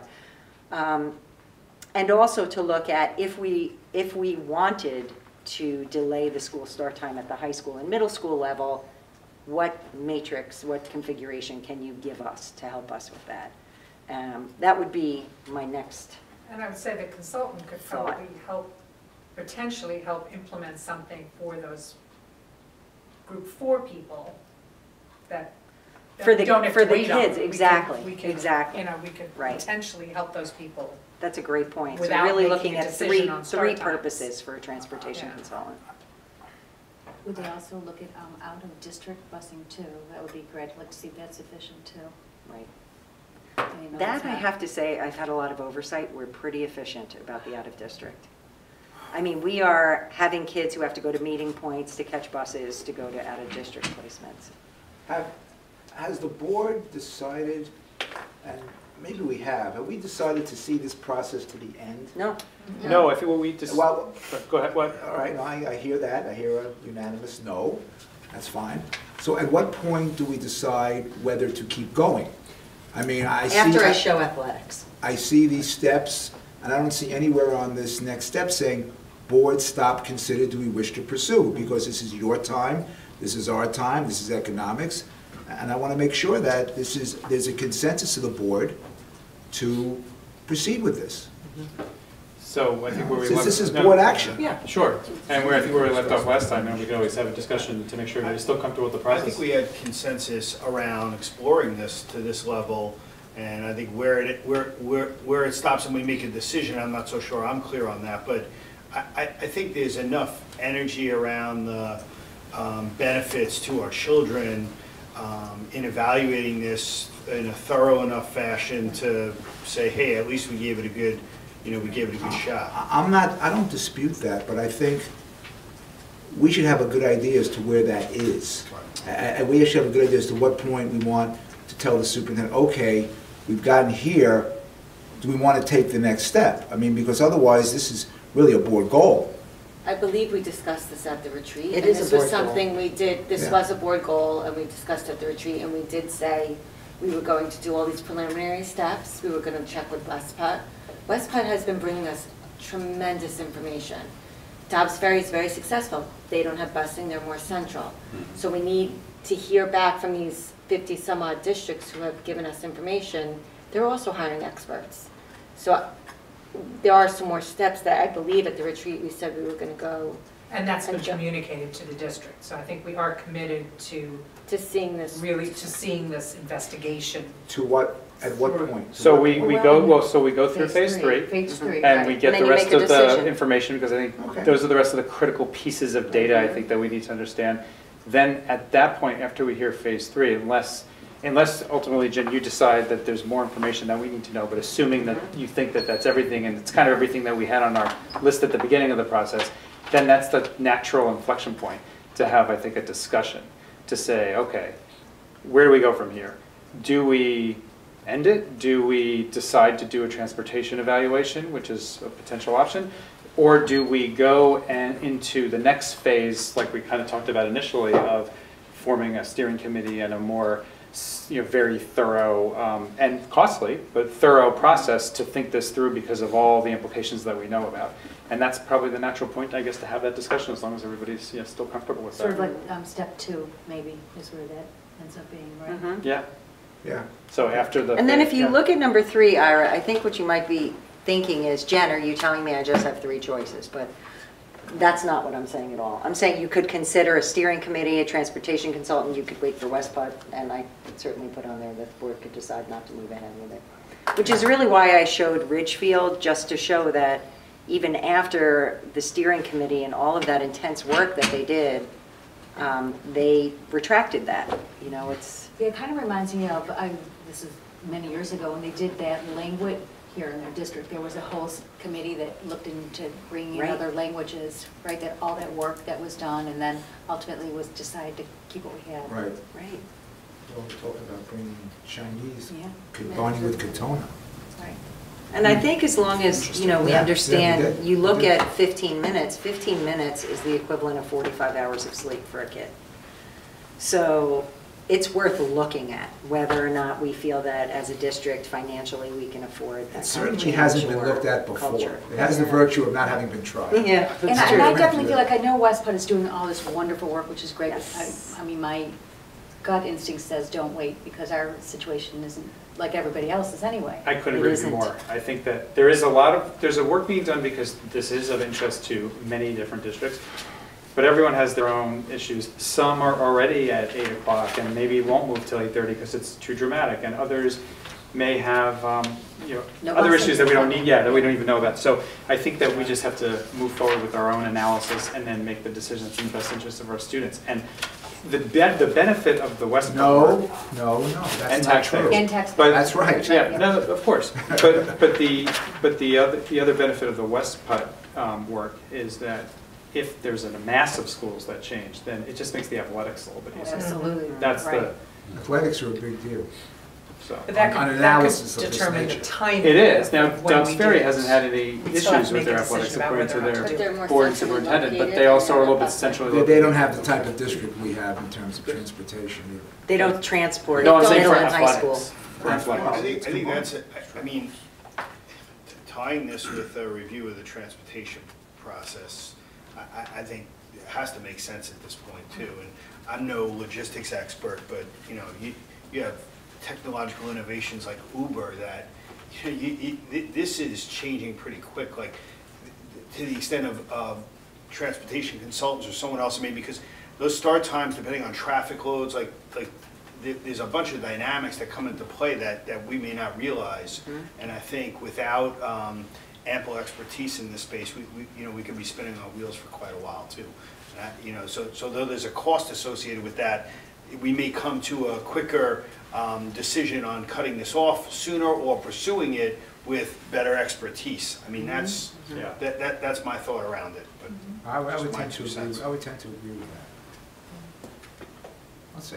And there's no discussion, and I'm not saying we should do this, but we're not talking about shortening the day at all for the high school or middle school. That hasn't come up at all. So we're talking about keeping and just how we're going to move it either, beginning. We've worked very hard to secure Right. the instructional time that we think is necessary for these kids to achieve, and I would not want to pull away from that. The expectations only go up, so it's hard to take time away. Yeah.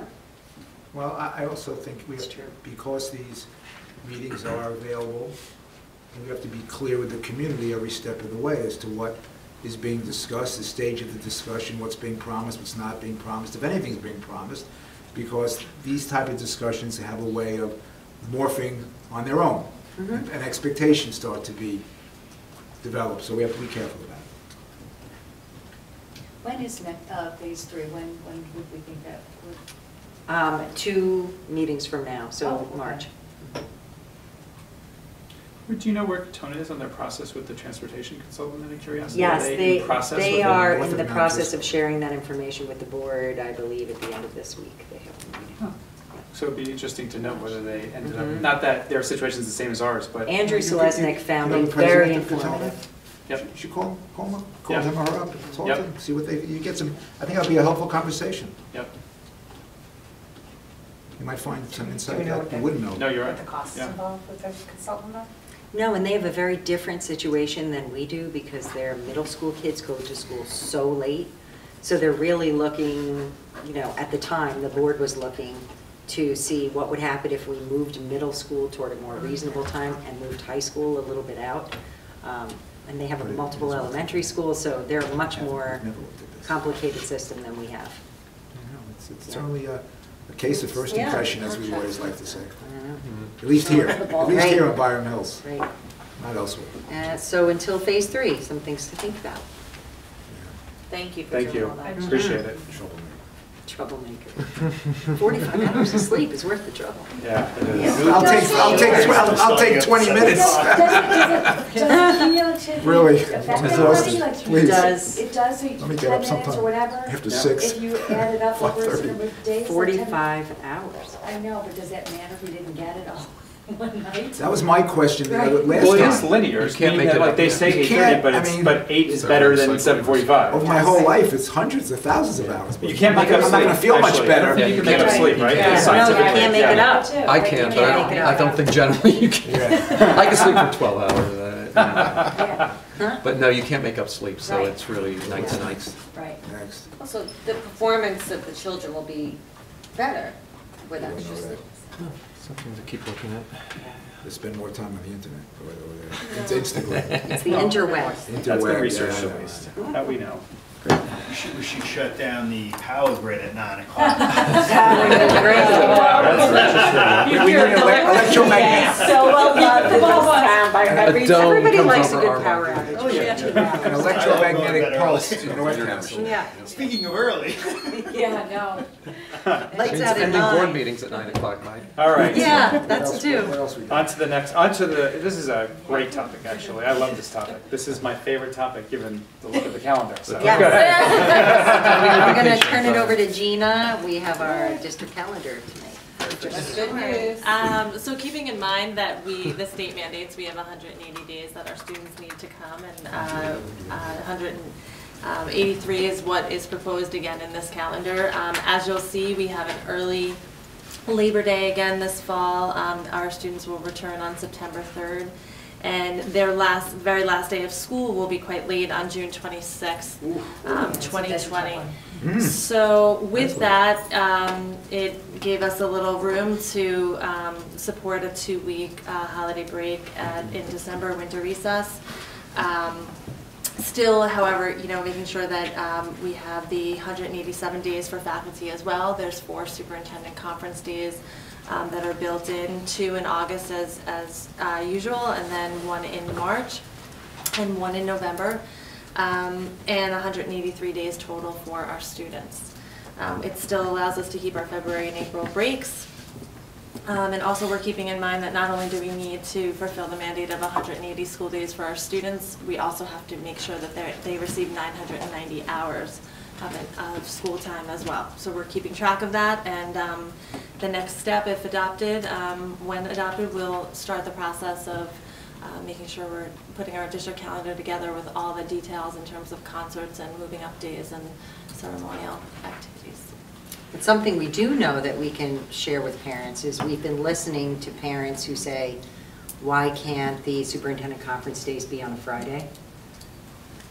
Some parents in the community have expressed it's easier for them to have someone take care of their kids or work from home on a Friday. So we looked to put one of the superintendent conference days on a Friday and the other at the end of a 3-day weekend, so it will be on a Tuesday. What month are those? Just recognizing the disruption for November and March. November and March. I think that's a really positive change. Yeah. And will you explain again why the last day is so late in June? Yes, we blame the state. The state determines that. June 26th is Yeah, late. that is their end date. The region So schedule. This year we're, it's what, the 24th or 25th? It's, Well, yeah. the fire- we're going to have Chemistry to, regions we're going is to have to Saturday. look at moving up ceremonies. We're going to have to Yeah. start considering all of this Yeah. because, and you know, school's last day is the 26th. So I'm not saying we should be like moving things so people could jet out of town to their camp and other experiences. But I would like to be sure that families and kids are intact and here for us to have those congratulatory Virtual graduations. moving up ceremonies. You know, you can still have full instruction the day after a moving up ceremony. Right. It doesn't mean that school Yeah. is over. It just means we're celebrating. And some camps have started to move their first Yes. date later, but it's tough because we're only one state, and it's just public schools in the state, Right. and so, you know, Exactly. it's Florida tricky. starts- So- yeah, Then you're second busing the week in children August. back. They're having them go up for the first weekend and busing them back. Our priority has to be the education, but we can see what we can do to help support families in their family planning. In graduation, Graduation is the 18th That's anyway, fine. yeah. Okay. Right? June, I think That's it's all June booked 18th. at It's always the- that it's in the third purchase week already, right? of The date's booked. February, I mean, Yeah. third Tuesday Yeah. of that month. The last day of school this year Got is the the speech ready? 26th. The 26th is a Wednesday, and next year it's on Iris ready Friday. to. So it is shifted swoop a in. little bit, and that All might right. play into it. Well, unless anybody objects to a 2-week December break and the conference days next to a weekend, maybe I would ask for a motion to approve the first draft of the Change my calendar. life. So moved. This is a first read? This is just the first read, yep. All in favor? All right, we'll see it again. I'd like to add to the public that we're not posting that calendar right now because this is the first read. We have to have time, if the board has any questions, to have a second read in case we need to make any changes. So Right. we're not doing this to be mean. It's This not is- officially I'm gonna put in my adopted big- yet. This is a Mitigation process. This is a process and we have to follow that. Okay. All right. I'll move on to board committee Yep. duties and responsibilities. During our retreat, the board met to look at responsibilities for different positions. The last board meeting, we looked at the finance advisory and audit committee descriptions. And we were happy with those descriptions moving forward. Tonight, I'm choosing for us to look at communication liaison to PTSA. There are quite a few here, but they are all very similar in scope. So I thought it would be okay for the board to look at this and see if they had any suggestions about any language changes. I like that these liaison roles are basically saying that we need to have a communication path to these groups back and forth to express what district goals are and to also hear what some of the needs are of these other organizations. I actually just had a question on the emergency safety team. Was that the one that traditionally has been the board president on there? Or is, am I? It doesn't matter. It doesn't, okay. If there's any change to the emergency response plan, the board would have to all adopt and accept that change. This Okay. person would sit on a committee if we made a recommendation for a change. Right, okay. And then it would have to come to the board anyway for an Okay. approval. Any questions about wording or anything you thought we might have neglected? I think it was pretty concise. That was good. Okay. And then I will continue with my board presentation on board goals and accomplishments to date. So first I would like to look at and give an update on the board goals. Keeping in mind that these board goals were adopted in October, I think that there's been a significant amount of progress thus far. So I wanted to share that with our public of what your board is working hard for free to do for this community. The first goal, excellence in teaching and learning. We do have some upcoming visits to the schools, and the board members will see a student-centered approach to learning. You'll see 21st century skills of communication, collaboration, critical thinking, creativity, and community. And we're really looking to support student global competency, leadership, and wellness. For example, at Coman Hill, you're going to see the new math program in action in your upcoming board visit, the library center, the TLC center in action, and also how the teachers have been utilizing their research on play and students in the educational play space. I think that'll be exciting. When you look at, the board had indicated that they would like to encourage a review of programs, existing programs. So I'd like to give a review of global competency, student wellness, and district-wide data team.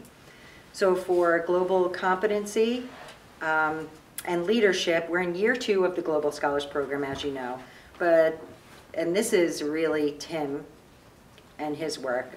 We've convened a Global Scholars Study Group, includes administrators, teachers, students, and parents. They began drafting a vision statement for global competency. They developed a survey for students, teachers, parents. They want to benchmark skills in global competence. They are also preparing for a tri-state consortium visit. It's a critical friends visit that's going to happen in March.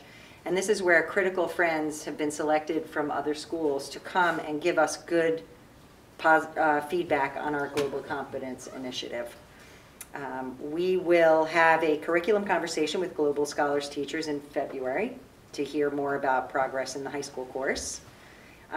We also had Student Leadership Board visiting SAIL at HCC to conduct student voice circles. I love that our high school leaders are working with our middle school leaders. It's incredible.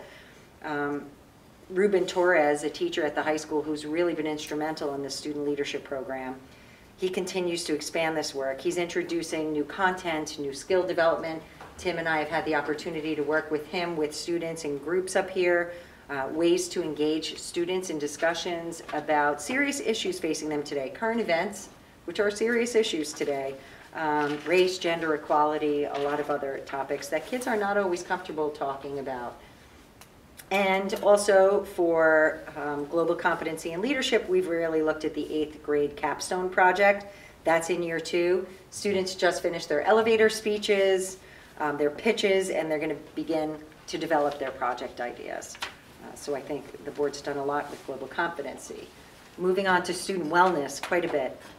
We had a lot of support from the Byram Hills Education Foundation in this endeavor, but as per curriculum conversation with the board in December, the board, Kim and Chris came, they discussed their progress to implement specific activities related to wellness goals. The HCC student voice circles, I know that some of our board members had the opportunity to go to HCC and experience that. They were outstanding. Getting kids to feel empowered that they're having input into their school environment. I love that the HCC teacher teams set goals based upon the Stanford survey results.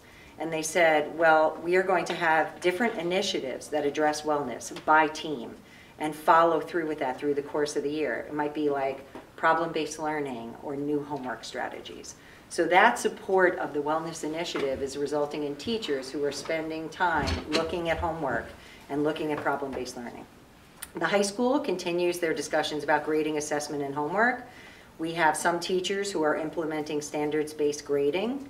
Our hope is that that reduces student anxiety. And there are teachers who are starting to evaluate testing practices, implementing more authentic learning experiences for kids, and alternate ways to test children's knowledge. I'm very excited. February 4th, Denise Pope, the founder of Challenge Success for Stanford University, is going to be coming to our high school to work with students in grades 10 and 11 during the day, talking to them about the college admissions process, and she will also present our results to our parent community that night. I'm looking forward to that. Also for wellness, University of Michigan, twofold. We have been very fortunate to work closely with the University of Michigan Depression Center. We have weekly consultations with their faculty.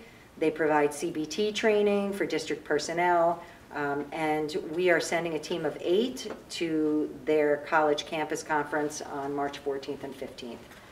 And for the School of Education, just as exciting, School of Education is now starting to study the work that teachers are doing in project-based lessons in their classes at the high school. So there were student surveys to get a sense of how kids are currently experiencing and perceiving their math experience.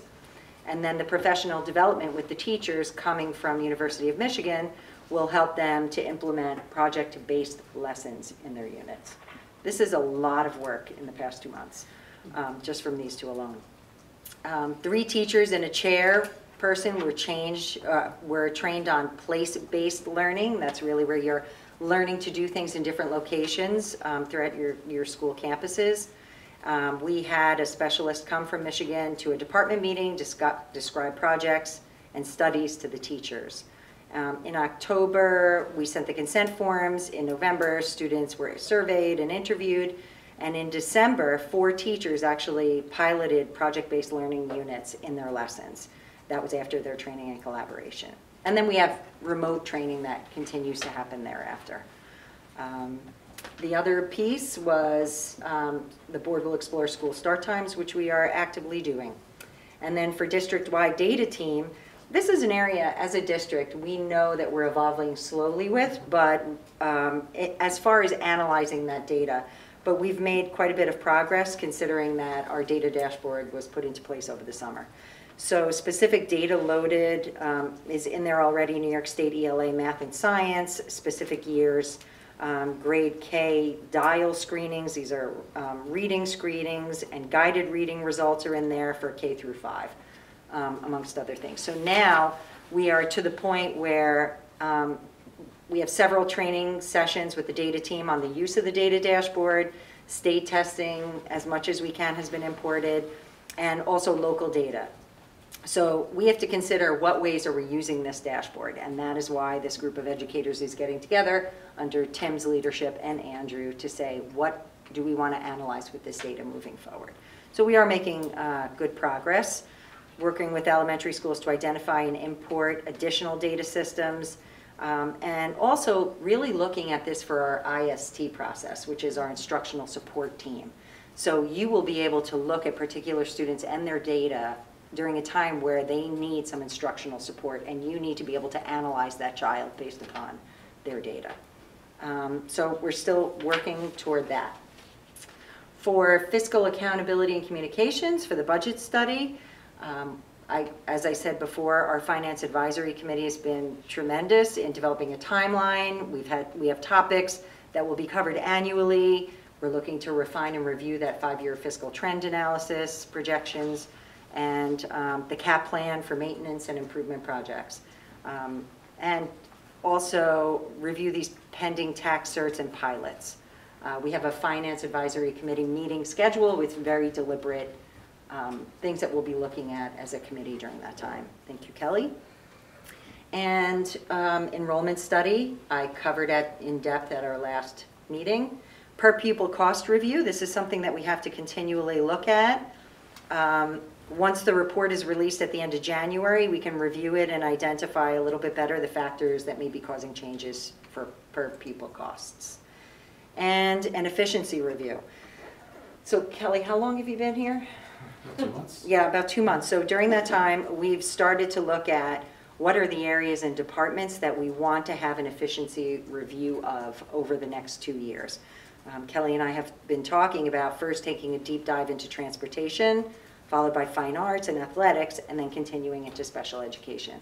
I do know that that doesn't mean that we will not be looking at some of these budgets until later. Special education is a budget that we really have to be touching and talking to the board about annually to see changes. But to do a deep dive review of that will be occurring in our efficiency cycle. And then leadership development and succession planning. I have spoken to the board. We currently have some teachers involved in an admin program at Manhattanville.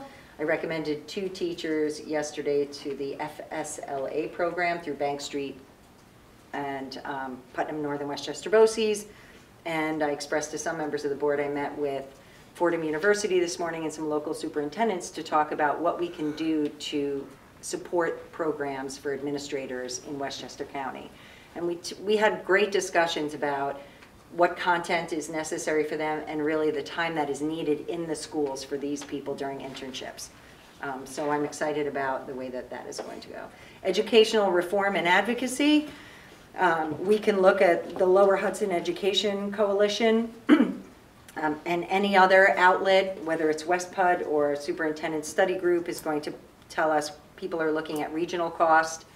That is where we are starting to wonder why we are classified with the rest of New York State and not necessarily Long Island, which is where we should be classified according to us. We're looking at TRS reserve funds. We continue advocacy with that. Looking at the tax levy limit, you know, can we go with the allowable growth factor? Can we go with CPI if it's over 2%, or are we stuck at this 2% with the tax levy limit? And is that fair to schools as they're trying to budget fairly? Student and school safety, which we are very much on top of here. And another advocacy piece is schools as polling places. That has been something that I think we need to continue to look at. And the last one being security. We've done, right now, we are actually at the point that we have received an outside audit from a security company that came in. We wanted to do this to make sure that we are looking at as many recommendations as possible to make our district as secure as possible. We do know, and we went into this venture knowing that we wanted a security manager in the district who would be helping to oversee the security guards that we have, helping to work with our SROs, work with GINA, emergency teams and safety teams at each building. So we're now at a point where we will begin interviewing for that position and starting to comb through that report to see what are other areas that we want to continue to support. We've been working on cybersecurity, data breach responses. Andrew Taylor talked at length about IT security and awareness, third-party storage. We have significantly increased and are continuing to increase the surveillance in this district.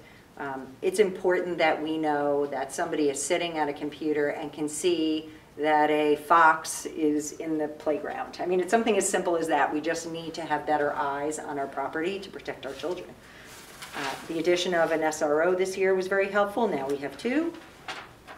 Gina, thank you, really took the lead in after-school security for district events, making sure that all of our security personnel were trained appropriately and that we had appropriate coverage after school for those events. I would just said something within the last minute. I just want to make it clear that we are satisfied that we have certainly adequate security. We're just looking to improve on it. Right. We need someone who is continually training in the field of school security. I don't want a superintendent who's not continuing to go to school and to learn and grow, and we need that in a security person. And the last thing is district-wide safety training. You know, at the beginning of the school year, we had a group come in to train the teachers on Superintendent Conference Day. We've also run a few free first aid sessions for teachers and staff after school, and we'll continue to do that. So our district-wide safety training is important to us too, and you know, just making sure that teachers have the resources in the building. And that, I think, I could safely say that the board has done quite a bit to accomplish these goals in the last 2 months. Thank you. I feel tired. Very good. You feel tired from all that work? It's a lot of work. From all that work.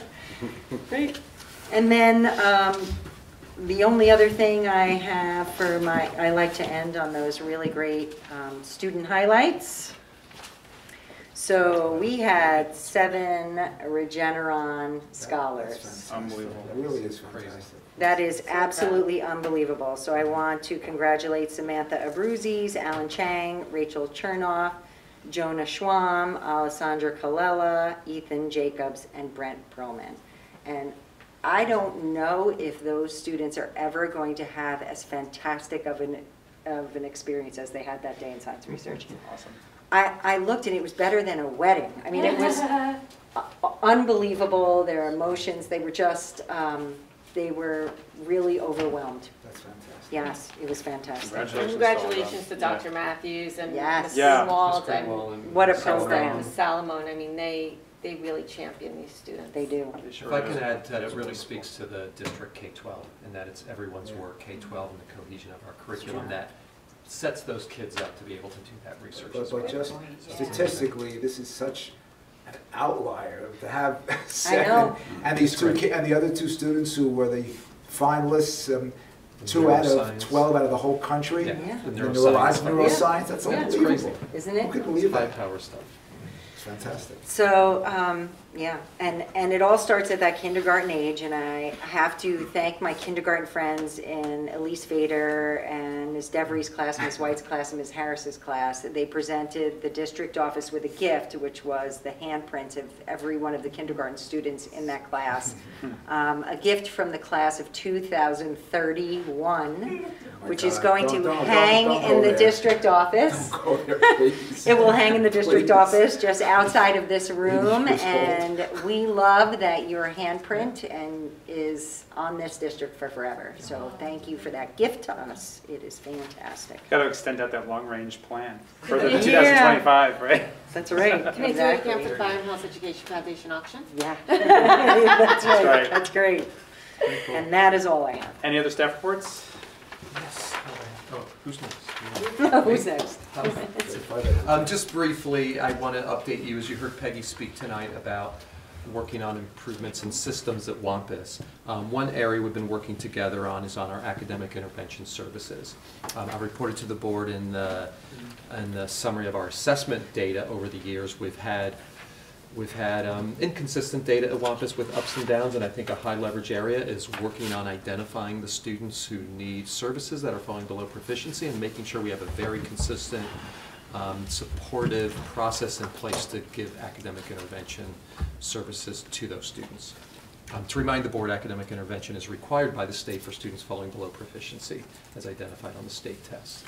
And we're mandated to put services in there. We also obviously look at local ways through our instructional support teams to provide services for students. And these are kids who are not already identified through an IEP or? Well, they could be identified through IEP or through special services, but these are students who, according to the state test, are falling below proficiency in ELA or mathematics or both.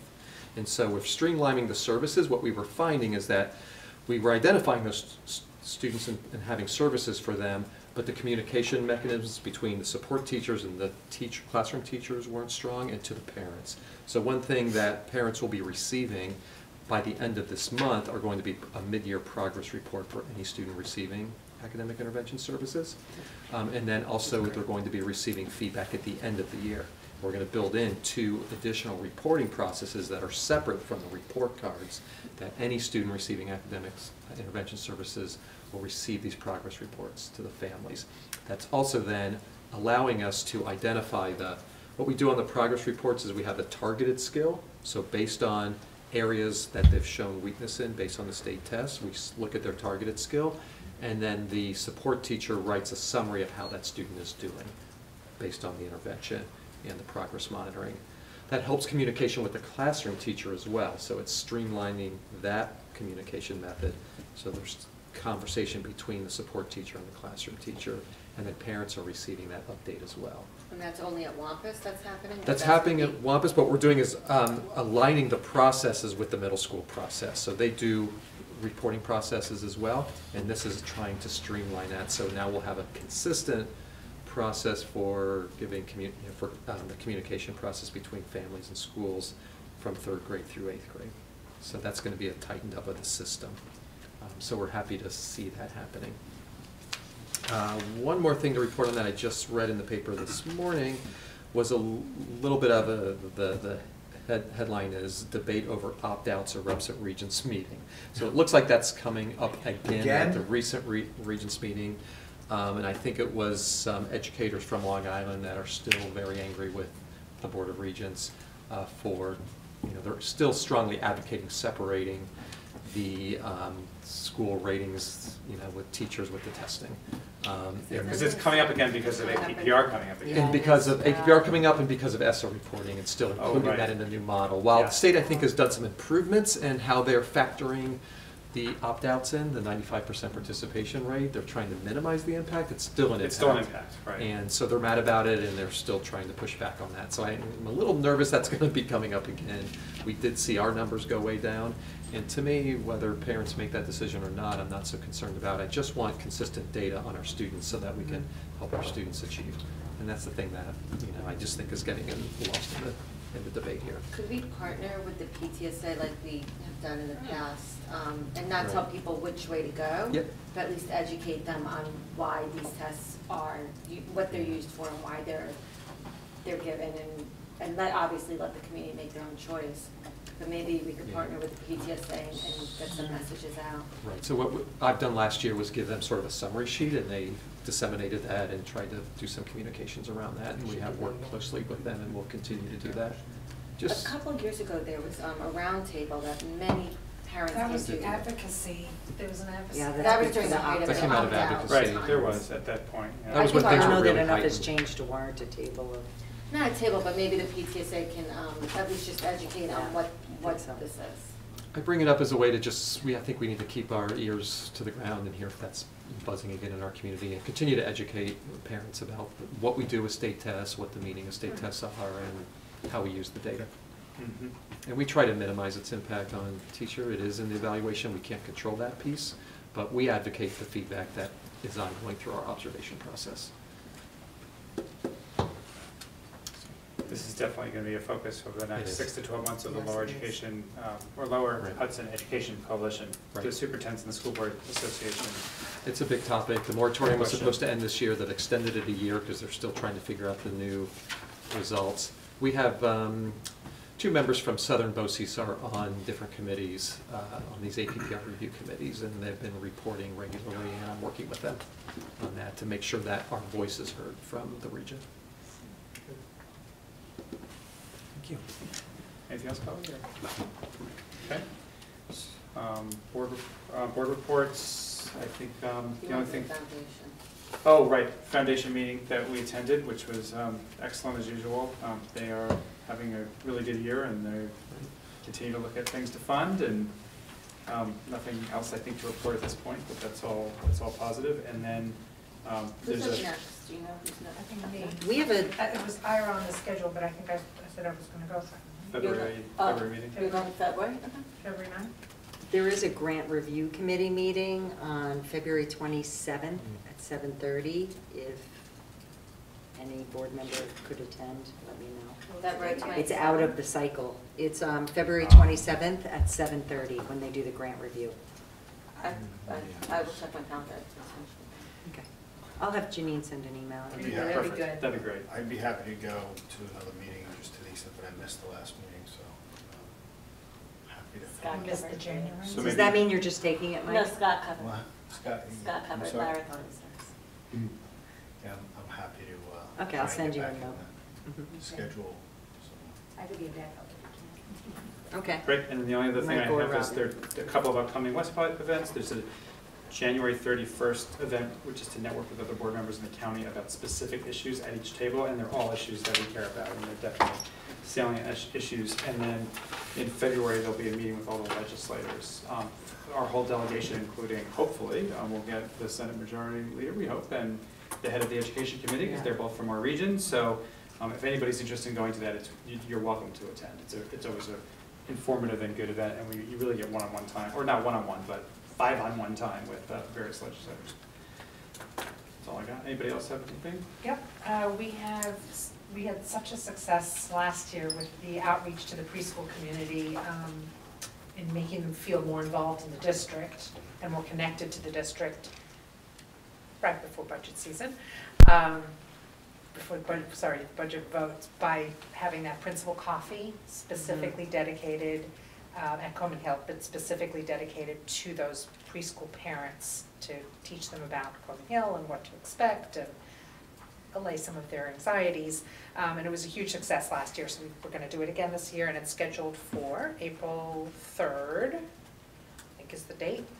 And Jen, you're scheduled to be there too.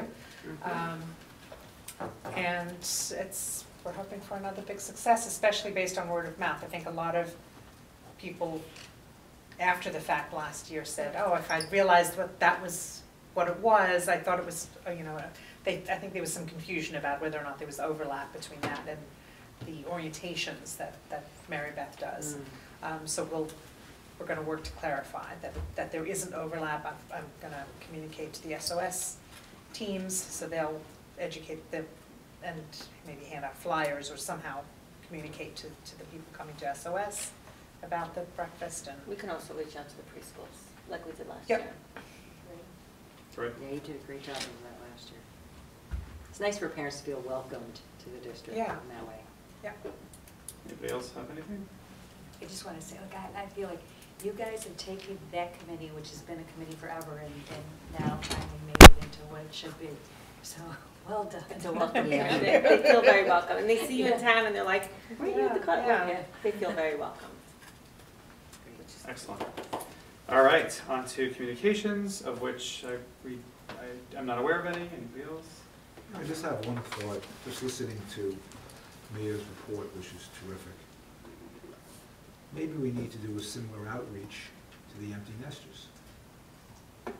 We're focusing on families that don't have kids in schools because they're too young or don't have children yet. What about the very high percentage of parents and people here who are taxpayers and who are voters who don't have kids in the schools and may have moved here without kids in the schools, but we ask them every year to come to the polls and analyze and hopefully You mean an support it. outreach, not a outreach. budget information No. committee, which An we have, outreach. right. It's just something to think about. Why should we just think that these But people... we're putting together a coffee. We're going to have a coffee and maybe we do outreach. We invite them to all our plays. We invite them to our sporting events. Them is a big group. So I just think we should give some thought to the best way to reach out to this significant segment of the Byram Hills community, many of whom move in here and never will have kids in the schools. So I'll work with you and Robin on that since you guys Robin's the newest of the empty nesters. my birds are long gone, but I think it's a facet of the Byram Hills population we really just can never take for And not granted. just about a budget. Right. No, but it's nice for them to About see the the joy the events. schools are bringing. I think Vince Greco will be somebody probably happy to work with us, but I think it's something to think about. Good idea.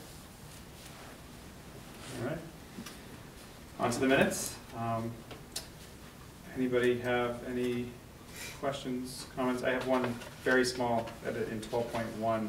It just says, Mr. Levy stated that they are planning to review each of the board committees. It just would be that we are. That's all. Yeah. Very small. It's a fine for that, Donna. It's $20. Move to approve. I always got you covered. All right, no problem. Move to approve the minutes as amended. Second? Second. All in favor? Thank you, Donna. All right, with that, motion to adjourn. I think we returned to executive session. Was that what, there was an agreement or not? No. Oh, No? yeah. Are you We're going to have phone time? calls, she said. I don't, but if the board wants to, they should. I mean, I just, I thought you said you were going to We just said we're going to go back in. do calls. Yeah, let's go back in very briefly. okay. Motion to go in very briefly. Motion to return to executive session To discuss to what? discuss, To discuss, hold on, just to make sure I have the right. 2.3. It's just 2.3 contract matter individual employee. So moved. second. All in favor?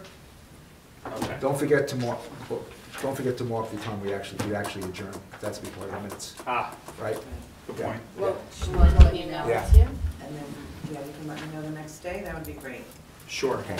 In fact, I'll do it tonight so we don't. Do you have an email? Should I send it to? Just to Janine's Janine, fine. okay, done. I will do that. Okay. Thank you. Good night. Good night. Good night. Thank you.